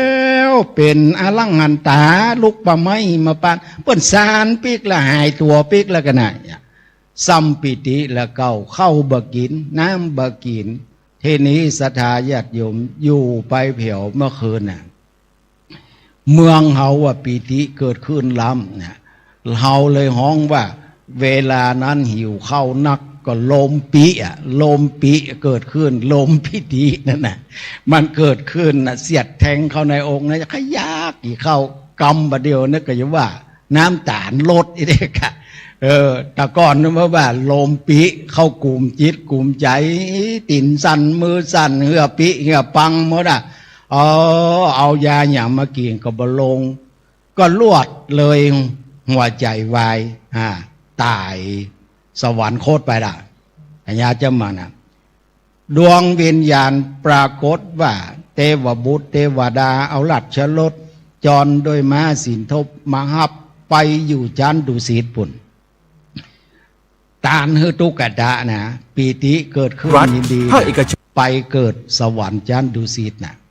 ทีนี้บ้านเมืองเดือดร้อนโกลาหลโอ้แจ้งไปแจ้งไม่ไหนพญาเจ้าเมืองย่ำลูกต้องอบเดียวไปพ่อเป็นว่าหัวใจล้มเหลวสวรรคตไปเหละตีกองเปล่าถึงบ้านถึงเมืองปากันมาเฮาจะยะอย่างใดแบบเดียวนี่ลูกเต้าพญาเจ้าเมืองก็บ่มีที่จะสืบเชื้อแทนข้าวกูลแทนบ้านแทนเมืองเนี่ยเฮาจะเอาไผปุโรหิตาจารย์ผู้ทรงคุณวุฒิแห่งเมืองบอกว่าบัดฮ้อนใจของอย่างเอาบุญปรมีว่าเทบุตรเทวดาจึงจะจ้านำมือเฮาจักนำมือเฮาเอากันแล้วกันปากันห้างรัชรถตกแต่งดารัชรถจรด้วยม้าสินทบอันงามดีแล้วเบอร์ไผ่ขึ้นขี่ปุโรหิตาจารย์ก็ห้างขันเขาดอกไม้เตียนเงินเตียนคำก็ไว้วานอินวานพรมว่าเสื้อบ้านเสื้อเมืองอาหักเจนบ้านเจนเมืองเทวบุตรเทวดาพญาอินพญาพรมเท้าทั้งสี่จุงมาเป็นสักขีพยานประเดี๋ยวนี้เจ้าเมืองบ่มีบ้านเมืองเป่าห่างขอคือนำเอาหลัดจะโลดนี้ไปเสาะเจ้าตนบุญ มาเสวยลาดแม้ประดุดดังมีชีวิตหูว่า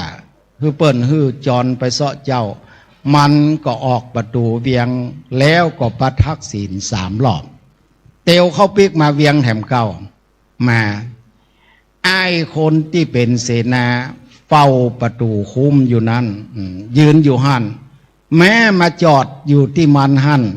คนทั้งหลายมีปุโรหิตาจารย์เป็นต้นไว้นบขอบยามโอ้เจ้านี้เป็นเจ้าตนบุญแม้มาแล้วเอาราชรถมาเกยเอาเจ้าตนบุญเฮาแล้วขอขึ้นนั่งบ้านเสวยเมืองไอ้เสนาคนใจตี้ถ่อมตัวไปพ่อทุเจ้านั่นน่ะได้เป็นพญาเจ้าเมืองทีนี้พญาเจ้าเมืองตนนี้มันหันเหตุการณ์อย่างจิตมันบัดศรัทธาในพุทธศาสนาละมันว่ากำนี้นะหัวมดนุ่งผ้าเหลืองบัดท่ามาอู้กับหารเด้อจะฮือหาใส่บาตรทื่อกินบัดท่าอู้หาขอแม่แหมเตื้องจะสอนแม่ฮือจะสอนแม่ฮือมันต้อกำนี้อรหันตาจากป่าไม้หิมปานเขาคันธมาศมาแต่เนอกำนี้ในตนแต่เหาะโดยหลวงอากาศมาถึงประตูเวียงก่อกุมบาทเข้าในเวียงก้อยมาวันนั้นพญาเจ้าเมืองตนใหม่ก็ไข่ปองเบงจรพ่อหุ่นตางมาละบ่ไอ้ตุกตะปอมเป็นตุเจ้าจะมาจุเอาเข้ากูไปกินกะคำเดียวกันเนอปอกว่าแม่ควาห่อมาขี้หมูขี้หมาขี้เป็ดขี้ไก่ห่อมาห่อขี้หมูขี้เป็ดขี้ไก่มาฮือพญาเจ้าเมืองแหละไม่แซ่เกียมมาในแซ่ก็เกียมมาแล้วเอาขี้หมูขี้เป็ดขี้งัวขี้ควายนั้นใส่บาตรแล้วจำเอาเสนาทั้งหลายเขียนตุเจ้าอรหันตานะเพื่อนมากุมบาทเพื่อนก็บอกฮู้เรื่องอะไรอย่างนะเขียนติ๊กหากันนี้คือลาบเด้อจะไม่มาจุกินข้าวกูทำซ้ำกูใจเหมือนพญาตนเก่าเนอเขียนตัวเจ้าเพื่อนก็มองหูเจ็บก็เจ็บบาดก็ดีเอาทะลุถูกกังกันคนใจมันก็เขียนตัวพญาเจ้าเมืองก็โตยลงมาแถมนะโดยจากตินประตูภาษาทนั้นบอกกองย่ำดินศรัทธาญาติโยมทั้งหลายแผ่นดินหนา240,000 โยชน์สรุปเอาพญาเจ้าเมืองตนใหม่กับเสนามนั้นลงไปมหาอเวจีนรกพุ่นหมดนี่แหละเปิ้นบอกว่าเจตนาเป็นเรื่องสำคัญตาลฮือตุกตะแต่ได้ไปเกิดจันดุสิตตาลฮืออลังหันตาเจตนาบดีขี้หมูขี้เป็ดขี้ไก่ขี้งัวขี้ควายตาลฮือเปิ้นไม่แท้เคียนโดยแถมตายไปตกมรณะอันนี้แหละศรัทธาญาติโยมทั้งหลายตาลนะปาลมีเนี่ยสำคัญแบ่งเป็น3 ชั้นและแบ่งตามลักษณะการฮือตาลแถมบางคนนี่เจตนาบตกหรอเปิ้นบอกว่าตาลมี2 อย่าง1ปุคลิกตาลตาลโดยเจาะจง2สังฆตาลตาลบ่โดยบ่เจาะจงบางคนท่านพระครูทีละเตศม้วนคุยไปตาลขำวัดอันพระราชผู้ก่อนนะก็หิวอันไก่ทอด5 ดาว6 ดาวไปจัดดีหรอไปถามวันนี้เปิ้นลงไปอยู่วัดหัวควงตุมีหันจะหลายตนอาจารย์ปียปีกวัดเสียแสบปียปีกบ้านเสียแสบลงวัดไปโวอันเนี้ยเปิ้นห้องว่าปุกลิกตาลตาลเจาะจงตาลเจาะจงก็ได้บุญถ้าเราเจาะจงคือคนนี้แต่ว่ามันได้บุญหน่อยที่ได้บุญนักคือสังฆทานสังฆทานเอามาวัดบะเจาะจงทุกเจ้าตนใดมาถึงหันเนนมาถึงมีก็ตานเนนตุมีก็ตานตุน้อยก็จังมันตุปูก็จังมันตุพระครูก็ดีให้พระครูก็ดีได้หมาก็ดีเจตนาตกแล้ว เป็นของพระพุทธศาสนาเป็นของพระพุทธศาสนาแล้วประการสำคัญว่าเวลาเราจะฮื้อตานปุกลิกตานก็ดีหรือว่าสังฆทานก็ดีเนี่ยมันต้องหยาดน้ำฮื้อตกเป็นอัปปลาภาคะเจตนาคือยกให้เป็นส่วนแห่งพระศาสนาศาสนาก็คือว่าเราเอาเกณฑ์ท่านพระครูธีระเสร็จแล้วเราหยาดน้ำนะเมื่อตะกี้เมื่อเราได้เกณฑ์แล้วเราหยาดน้ำแต่เป็นของเราพอเราหยาดน้ำไปแล้วนั้นเป็นของพระศาสนาละ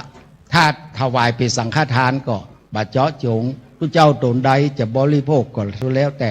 ต่เฮาเจาะจงก็คือท่านพระครูเปิ้นนี่แต่ก็ว่าเปิ้นบ่กินไปเกียดไปโคดไปอัปปลาภากาเจนะกูอุตส่าห์ลูกแจงไปแจงหนึ่งเขาจัดดีแกงก็จัดดีไปตามนึท่านมาหาบกินสักกรรมเมื่อวานหนีไปต้องลุ่มปุ้นเหียอันนี้ก็ไม่ได้บุญมะไม่ได้บุญละเพราะฉะนั้นมันอยู่ที่น้ำหยาดว่าเฮาจะหยาดขาดกับว่าบ่ขาดพระนเรศวรพระนเรศวรมหาราชหยาดน้ำตัดขาดแผ่นดินเลยนะศรัทธาญาติโยมทั้งหลายแผ่นดินนี้พม่ามาเอาฮื้อสูญเสียเอกราชมันว่าเป็นแผ่นดินมันของมันต่อไปนี้ผืนปฐพีนี้ฮื้อแยกขาดจากกันจะประกาศอิสรภาพตั้งแต่วันนี้บักขึ้นตรงต่อแผ่นดินพม่านี่น้ำนี่มันตัดขาดหรอกพระเวสสันดรตามลูกหยาดน้ำตกมือพราหมณ์ไปลูกกลายเป็นของพราหมณ์ไม่เห็นน้ำแจ้ของพระเวสสันดรละเพราะฉะนั้นเนี่ยน้ำหยาดที่เราหยาดเนี่ยเราหยาดเพื่อตัดขาดจากใจของเราที่เรายังอารมณ์อะไรไฟคล้องยังของตาของเราเนี่ยขอให้มันตัดขาดจากจิตใจของเราไป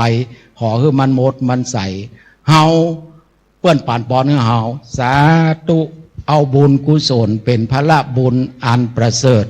นำไปเกิดจันฟ้าเมืองบนเหมือนอาญาเจ้าเมืองที่ได้ยกอุทาหรณ์มานี้เพราะฉะนั้นศรัทธาญาติโยมก็หันว่าพอสมควรแก่กาลเวลา เพราะไม่ใจหยังหมอว่าคือนั่งเมื่อนี่ปวดหัวเข่านะศรัทธาม่วนกะสบายกะอาตมาความจริงเป็นคนที่อู้ดีมกันนะจะอู้คือ2 ชั่วโมงก็ได้แต่วันนี้มันปวดหัวเข่าก็ขอเทศนาวสาเนในการเป็นอันที่สุดแห่งพระธรรมเทศนาวันนี้ขอด้วยบุญอานิสงส์ที่ทางเทศบาลเมืองสุเทพอันมีท่านนายกเทศมนตรีเมืองแม่เหียท่านเมืองสุเทพท่านสุรเชษตาคำมาได้มาเป็นต้นเป็นประธานฝ่ายคารวะพระสงฆ์ในตำบลนี้ทุกวัดทุกวา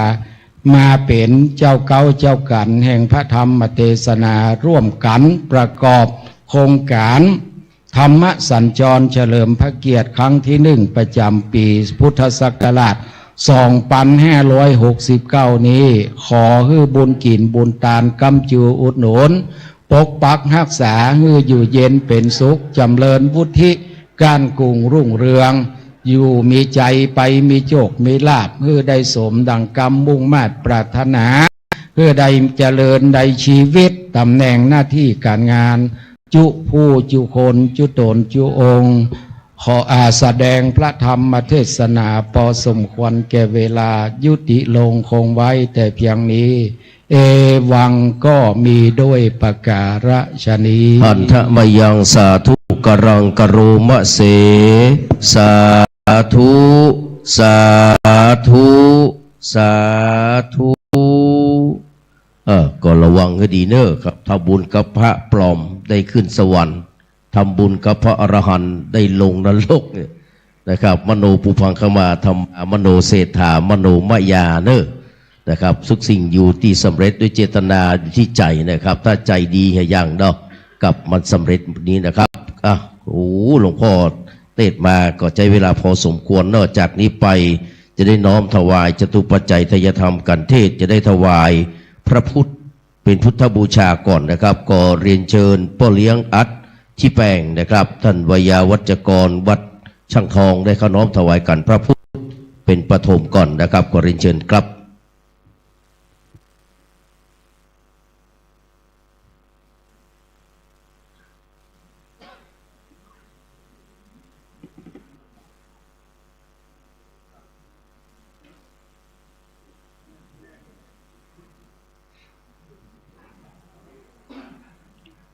ในขณะที่พ่อเลี้ยงอัดนะครับที่แปลงวยาวัจกรเขาน้อมถวายกันพระพุทธนะครับเราจะได้สาธุกันดังๆ3 ครั้งเด้อบอกเพื่อนจะมีที่ไหนนะครับ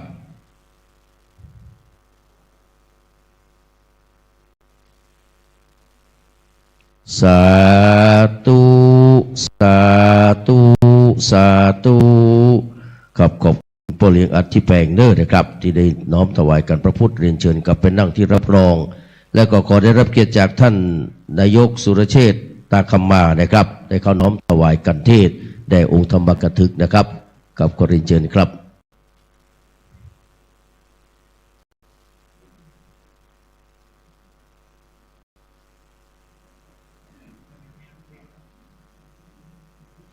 กับสาธุสาธุพัดลมตัวนี้มีพัดลมด้วยนะครับหลวงพ่อฟังคือปอนตัวเนอะเดี๋ยวเอาทีเดียวเลยเนาะหลวงพ่อจะได้อยู่เอาอยู่เมือนอยู่เดี๋ยวก็คือปอนเนอะพ่อเนอะนะครับจากนี้ไปนะครับจะได้ถวายนะปัจจัยทุนของคณะสงฆ์ตำบลสุเทพถวายปัจจัยกองทุนอบต.สุเทพและมอบปัจจัยสนับสนุนวัดช่างทองนะครับแต่หลวงพ่อท่านพระครูโคสิทธิ์ปริยติยาภรณ์ในครับประธานสงฆ์ขอกราบพระธนาท่านพระปรัตพิเชษฐ์ยานวโรนะครับเลขานุการเจ้าคณะอำเภอเมืองเชียงใหม่ผู้ช่วยเจ้าอาวาสวัดร่ำเปิงตะโพธารามเอานี้ไปเรื่องอยู่นี่ครับ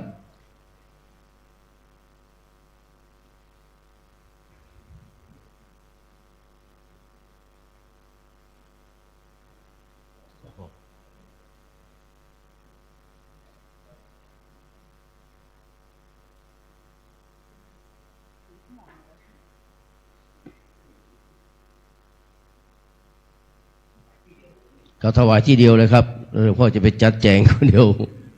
ครับยอดรวมนะครับทั้งหมดกับ21,260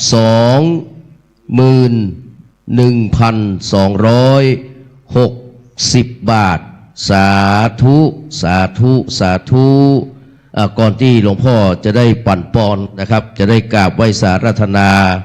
ท่านพระครูธีระสุตพจน์ดร.อาจารย์มหาสง่าได้เมตตากล่าวสัมโมทิยกถาเป็นตัวแทนของหลวงพ่อโคสิทธิ์นะครับ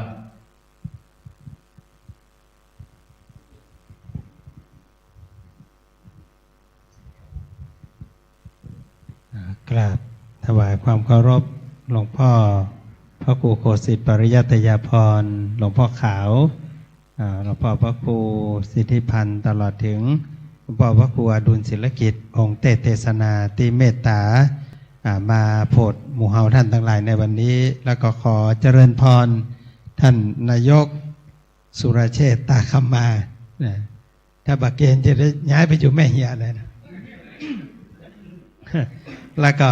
พ่อแม่พี่น้องศรัทธาทุกผู้ทุกท่านที่ได้มาร่วมบุญโดยกันในวันนี้หลวงพ่อท่านเจ้าคุณพระภาวนาธรรมาภิรัตน์วันนี้มีศาสนกิจไปเมตตาที่กรุงเทพมหานครเพื่อที่จะร่วมในนามของคณะสงฆ์หนเหนือทั้งหมดในการสวดพระพุทธมนต์ที่วัดพระศรีรัตนศาสดารามเพื่ออุทิศให้กับพระพันปีหลวงเนื่องในวันแม่ตัวเพราะฉะนั้นก็บ่ได้เดินทางมาแต่ก็ส่งท่านอาจารย์เลขาได้มาเป็นตัวแทนมาร่วมบุญกับหมู่เฮาวันนี้เฮาท่านทั้งหลายได้มาร่วมบุญหลวงพ่อได้ให้ข้อคิดว่าศาสนาของเฮานั้นจิตศรัทธาสำคัญที่สุดซึ่งท่านได้เพียบว่าของที่คนบางคนถ้าคนบางคนหมู่เฮาเนี่ยขี้หมานี่เฮาถึงเบาเนาะ แต่ด้วยความไม่ตั้งใจของคนคนหนึ่งแต่ว่าเจตนาคือไม่อยากให้คนมาหันสิ่งที่น่ารังเกียจก่อนขึ้นวัดแล้วก็อยากให้คนที่ขึ้นมาเนี่ยหันดอกไม้นักกว่าจะหันขี้หมาก็เลยเอาดอกไม้ที่ลูกเก่าตั้งใจจะเอาไปวัดเนี่ยเอาปกขี้หมาไว้ก็ทำให้คนที่มาคนที่สองที่สามเปลี่ยนเจตนาจากจะหั่นขี้หมาหั่นเป็นดอกไม้คนที่สองใส่สามใส่สี่ใส่จากพื้นดินธรรมดาขี้หมาธรรมดาพอจิตมันหลอมรวมศรัทธากลายเป็นความศักดิ์สิทธิ์ด้วยใจคนได้นะเมื่อพระเจ้าตันใจที่วัดดอยคำแต่ก่อนก็เป็นพระเจ้าธรรมดาแต่พอ10 คน100 คน1,000 คนปากันไปไหว้คำอธิษฐานเหล่านั้นศักดิ์สิทธิ์ขึ้นมาด้วยกำลังจิตของผู้คนนั้นใจคนเนี่ยเป็นใหญ่หลวงพ่อกระทำเมื่อหันว่าเมื่อมีจิตเลื่อมใสศรัทธาท่านก็มาสรุปลงท้ายที่บอกกับหมู่เฮาท่านทั้งหลายว่าจิตถ้ามีความเลื่อมใสศรัทธาเนี่ยถวายแก่ยาจกก็ได้ขึ้นสวงสวรรค์ซึ่งอันนี้เป็นบุญใหญ่แล้วถามว่าขึ้นสวงสวรรค์นี่ไผ่ทำให้สวรรค์นั้นสำเร็จเสนามันมีปัญญาที่หลวงพ่อว่าแต่ที่มันจะบอกว่าเป็นตู้ป้อมเนี่ยทุกอย่างไผ่ก็ไม่ได้ประโยชน์สักอย่างแต่ได้รับทุกโทษศรัทธาของพระราชาก็เสียคนตุกเนี่ยที่มันเอาเข้ามาให้ลูกให้ภรรยามันกินมันก็ไม่ได้ต้องการอย่างนั้นต้องการแค่เข้ามากินถ้าไปอู้กรรมแต้โทษเกิดทั้งคู่ศรัทธาพระราชาก็เสียชาวบ้านคนนั้นก็ได้รับโทษจากพระราชาผู้เลี้ยงอัดแต่มันเกิดปัญญาด้วยว่ามีสัมมาทิฏฐิได้ปิ๊กมาบอกว่าไปถึงที่ฮันละหายแซบหายแซบนี่ไม่ได้จูนนะพ่อกำนันนะทุกเจ้ามันหายไปมันเหลือแค่เจ้าบ้านนั่งกินข้าว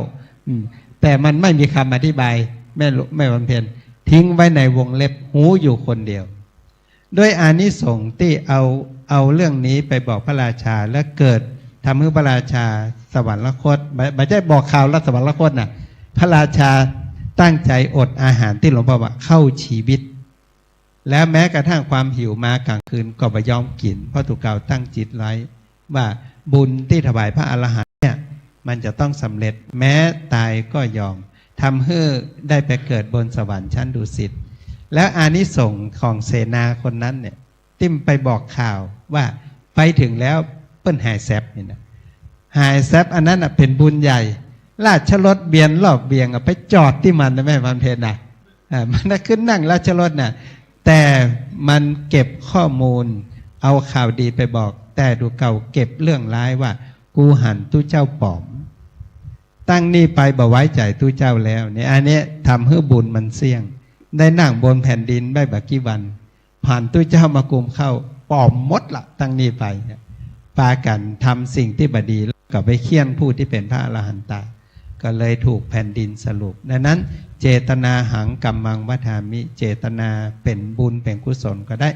เป็นกรรมเป็นเวรก็ได้ดังนั้นองค์ในทางพระพุทธศาสนาเฮาที่หลวงพ่อท่านเทศนาว่ามีความหวังที่จะสานต่อเจตนาอย่างที่ท่านนายกว่าเจตนานายกเก่าที่สืบต่อกันมาเป็นเจตนาที่อยากจะให้ธรรมะสัญจรเนี่ยเอาน้ำธรรมคำสอนพระเจ้าให้มันสร้างให้ตำบลสุเทพเฮาอยู่ด้วยกันอย่างร่มเย็นเป็นสุขและเป็นโครงการที่ดีก็สานต่อเจตนาและเจตนาของการที่จะสานต่อให้อันหนึ่งก็คือโครงการวิปัสสนาสัญจรอันนี้หลวงพ่อวัดลำเปิงป่าลบแล้วท่านอดีตนายกร้านเนี่ยก็ฮับซึ่งท่านนายกสุรเชษฐ์มาก็หันว่านี่เป็นการทำให้งานของหลวงพ่องานคณะสงฆ์นำวิปัสสนาเพราะว่าสัญจรไปทั่วตำบลเฮาแล้วก็ยังเผื่อไปถึงตำบลอื่นๆด้วยอันนี้เป็นการทำบุญแทนหมู่เฮาเอาปัจจัยที่เฮามอบให้กับเทศบาลและเป็นงบประมาณทำให้หลวงพ่อเอาโครงการวิปัสสนาเอาโครงการธรรมสัญจรเวียนไปตามที่ต่างๆเพื่อจะสร้างความร่มเย็นเป็นสุขให้เกิดขึ้นเพราะฉะนั้นวันนี้หมู่เฮาได้มาทำบุญด้วยกันซึ่งจะเป็นงานใหญ่แห่ม2 เตื้อแห่มเตื้อหนึ่งก็คือที่วัดลำเปิงแห่มสุดท้ายจะเป็นโครงการปิดโครงการอันนั้นจะเป็นโครงการที่ได้แจ้งกับพ่อแม่พี่น้องศรัทธาคือทางจังหวัดเชียงใหม่ได้อนุญาตให้ ตำบลสุเทพเฮาโดยคณะสงฆ์โดยคณะศรัทธาสร้างวัดครูบาศรีวิชัยที่หน้าอนุสาวรีย์ครูบาเมื่อวันที่9 มิถุนายนที่ผ่านมาแล้วก็กำลังจะตั้งเป็นวัดเพื่อถวาย150 ปีครูบาศรีวิชัยในนามของคนสุเทพเฮาหลวงพ่อท่านเจ้าคณะอำเภอหลวงพ่อเจ้าคุณภาวนาหลวงพ่อพระครูโคสิทธิ์ได้อู้กันกับคณะสงฆ์ว่าถ้าอย่างนั้นเฮาก็ตานครูบาเอาโครงการธรรมสัญจรครั้งสุดท้ายไปปิดที่วัดครูบาศรีวิชัยเป็นปฐมหลังจากที่ได้ตั้งวัดแล้วเพราะฉะนั้นก็ขอเป็นตัวแทนคณะสงฆ์เอิ้นเปล่ากับพ่อแม่พี่น้องศรัทธาว่าเฮามีโครงการธรรมสัญจรที่จะสร้างความร่มเย็นเป็นสุขให้หมู่เฮาแห่ง2 ครั้งครั้งที่2ที่วัดลำเปิงวันที่30 สิงหาคมนะวันที่30 สิงหานี้ที่วัดลำเปิงนะแล้วก็แห่งครั้งหนึ่งปิดโครงการที่วัดครูบาศรีวิชัยในวันที่20 กันยายนนะเอาไปปิดโครงการที่หั่นด้วยกันเพราะนั้นวันนี้ก็ต้องขอบคุณในเมตตาบารมีธรรมของพระมหาเถรานุเถระทุกรูปทุกองค์และก็ขอเจริญพรขอบคุณท่านนายกที่สานต่อเจตนาที่ดีที่งามในโครงการนี้แล้วก็พ่อแม่พี่น้องศรัทธาพระสงฆ์สามเณรทุกรูปทุกองค์ที่ได้มาร่วมบุญวันนี้ก็ขอบุญกุศลที่เฮาท่านทั้งหลายได้ร่วมกันกระทำบำเพ็ญโดยเฉพาะอย่างยิ่งตุปีแจ็คกับคณะศรัทธาวัดช่างทองอีดเป็นแบบวันนี้ได้งบประมาณ 50,000 เกือบปุดตื่นเพื่อนมานะเพราะว่าได้ทานเป็นทุนท่านพลิงอัดวันนี้ตุปีแจ็คได้เอาปัจจัยนั้นถวายเป็นทานได้ทานเป็นบุญแล้วได้ทานเป็นทุนแล้วก็ได้บุญปิกมาเป็นกำไพจะได้เป็นขึ้นสวรรค์เหมือนกันที่หลวงพ่อพระเจ้าเป็นนอนคืนนี้เป็นปีมรณภาพไปอย่างนั้นว่านะคือได้บุญกุศลก็ขอเอาท่านทั้งหลายได้รับบุญได้บารมีอย่างที่หลวงพ่อท่านได้ให้ไว้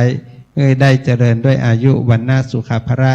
เหมือนกันทุกท่านทุกคนอธิษฐานสิ่งใดก็ขอได้สำเร็จสมปรารถนาเหมือนกันทุกรูปทุกท่านเทอญ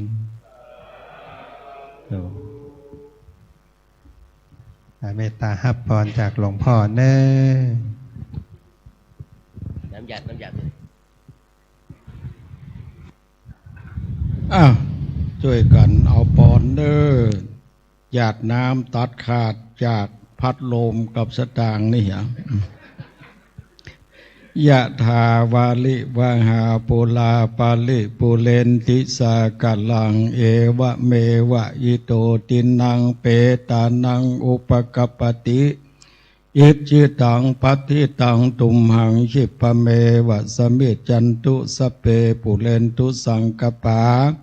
จันโตปนะละโสยถามณิโชติละโสยถาเอวังโหตุสัมปติชามิดีและบัดนี้คณะสงฆ์ตำบลสุเทพทั้ง2 เขตทั้งเขต 1 เขต 2พร้อมกับเทศบาลเมืองสุเทพได้ร่วมใจกันจัดโครงการธรรมสัญจรประจำปีพุทธศักราช 2569 ครั้งที่ 1 ที่วัดช่างทองนี้ได้น้อมนำจตุปัจจัยถวายตนตัวแห่งเราผู้เป็นพระธรรมกถึกได้มาเทศนาธรรมในวันนี้มโนเจโตปณิธาความปรารถนาทุกท่านมีด้วยประการฉันใดสมิจันตุจงเฮือได้ปันอุดมสมสละวุธิจุยังจุภการขอบุญกินบุญทานปกห่มเพื่อเป็นชัดจ้องร่มเตรียมตนอยู่ในมนุษย์โลกเมืองคนเพื่อปากันได้อยู่ดีกินดีมีสลีตีคาอายุมันยืนยาวคือมีโจกมีลาภลาภสการกระทำกิจการงานใดน้อยใหญ่คือได้สมมักใฝ่ปรารถนาเจริญในชีวิตตำแหน่งหน้าที่การงานสำเร็จสมปรารถนาด้วยอายุวันนะสุขภาละจุงจักมีเตี่ยงแต่ดีๆอายุวัฏโกมีอายุยืนยาวสุขยิ่งทนวัฏโกมีเข้าของหมักพร้อมทุกสิ่งอุลานสิริวัฏโกมีสิริ8ประการครบถ้วนยะสวัฏโกมียศหลับล้วนควรจม ปลวัฏโกมีกำลังอุดมไปในไปนอกวันนวัฏโกมีผิวพรรณงามถูกหมอกปดาสุขวัฏโกจำเริญยิ่งสุขาโหตุสัพพตาในกาละทุกเมื่อจุงจักมีสัพพิติโยวิวัตจันตุสัพพะโลโกวินัสสตุมาเตภวัตวันตรายโยสุขีติคายุโกภวะอภิวาตนาสีริสานิจจังวุธาปจายโนจัตตาโลธรรมาวัฏันติอายุวันโนสุขังปะลา สาธุสาธุสาธุครับวันนี้มีผู้เข้ามาร่วมงานกับจำนวน261รูปคนสาธุอนุโมทนานะครับกับจากนี้ไปเรียนเชิญทุกคนทุกท่านได้ทำจิตที่เป็นสมาธิเพื่อสำเร็จเป็นภาวนาใหม่ต่อจากทานน้ำใหม่ศีลใหม่ที่เราได้บำเพ็ญไว้ในเบื้องต้นให้ครบบุญกิริยาวัตถุทั้ง3ประการตั้งกายให้ตรงดำรงสติให้มั่นมือขวาซ้อนมือซ้ายกำหนดลมหายใจเข้าออกตามแต่สะดวกของสายกรรมฐานที่ผู้ใดได้เคยปฏิบัติมาพุทโธสัมมาระหังพองหนอยุบหนอกราบอาราธนาปฏิบัติและเรียนเชิญปฏิบัติได้ณบัดนี้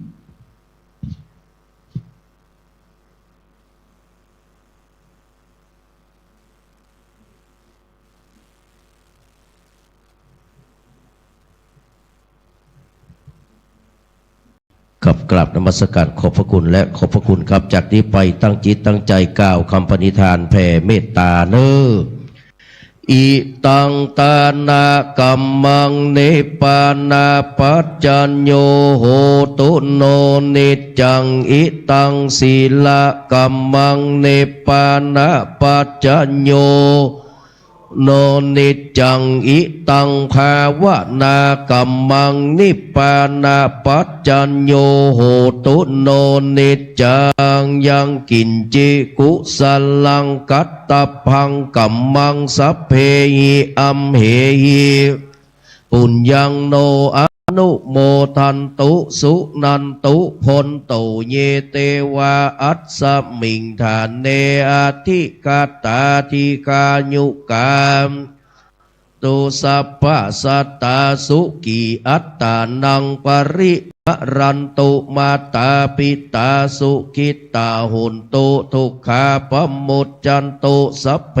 ญาตกาม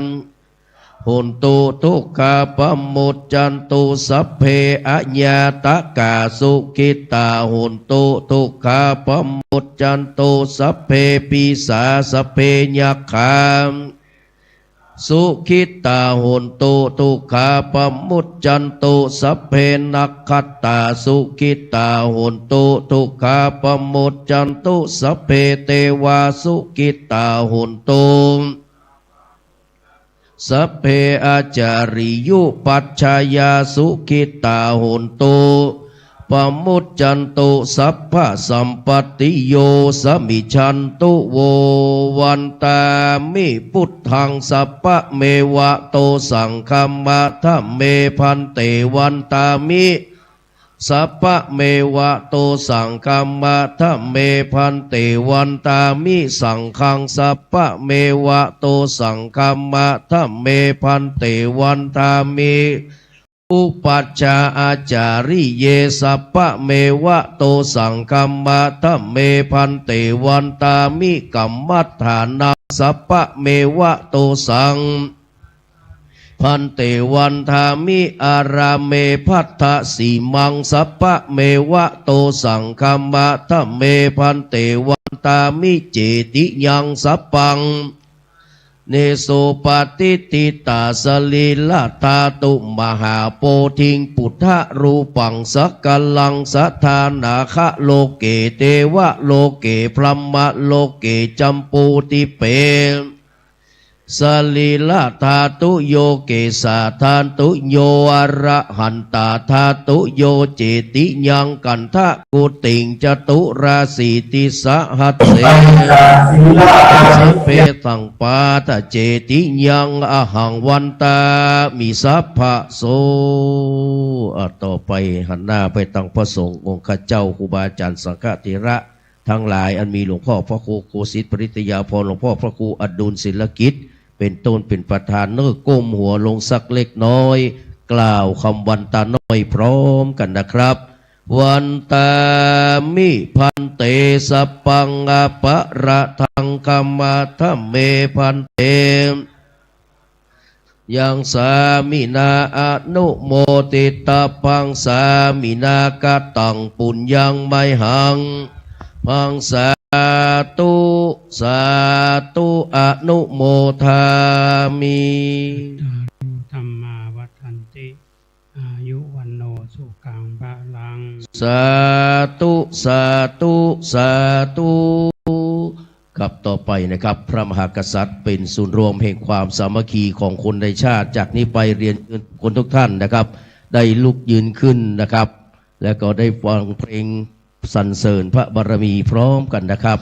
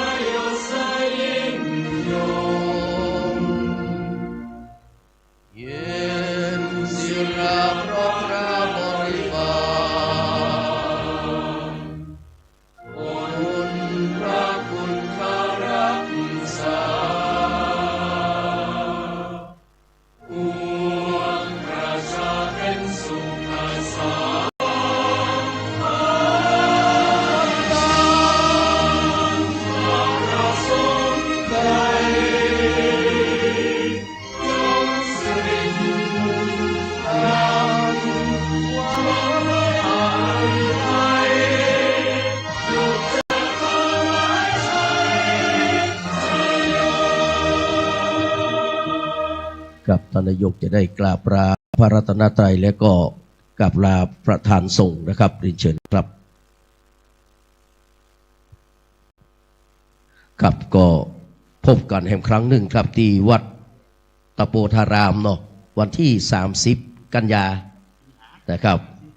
แล้วก็ปิดท้ายด้วยนะครับ30 สิงหาเนาะครับ30 สิงหาแล้วก็ที่วัดครูบาเจ้าสิริวิจัยนะครับกับเวลาเดิมเนอะขอบคุณอนุโมทนาสาธุการกับทุกคนทุกท่านเนอะนะครับคือประกอบไปด้วยสัพพสิริสวัสดิ์พิพัฒนมงคลอุดมพูนผลไปด้วยจตุรพิธพรชัยทั้ง4ประการอายุวันนะสุขภระปฏิภาณธนศาสตร์สมบัติยิ่งยืนนานเจโตปณิธานการงานการเงินการดำเนินชีวิตการประกอบธุรกิจต่างๆนานากึดสิ่งใดสิ่งหนึ่งไปเอาบะเขือตัวเนอนะครับก็กึดถึงบะเขือก็จะได้บะเขือแล้วครับเรียนเชิญเลยนะครับเปิ้นใส่ถุงให้เรียบร้อยแล้วนะครับตรงนี้ก็เอาเป็นเมนูพิเศษเด้อนะครับกับขอบคุณท่านพระครู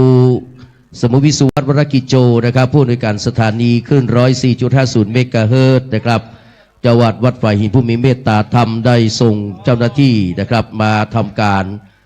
ไลฟ์สดถ่ายทอดสัญญาณทั้งภาพและเสียงนะครับคือพี่น้อง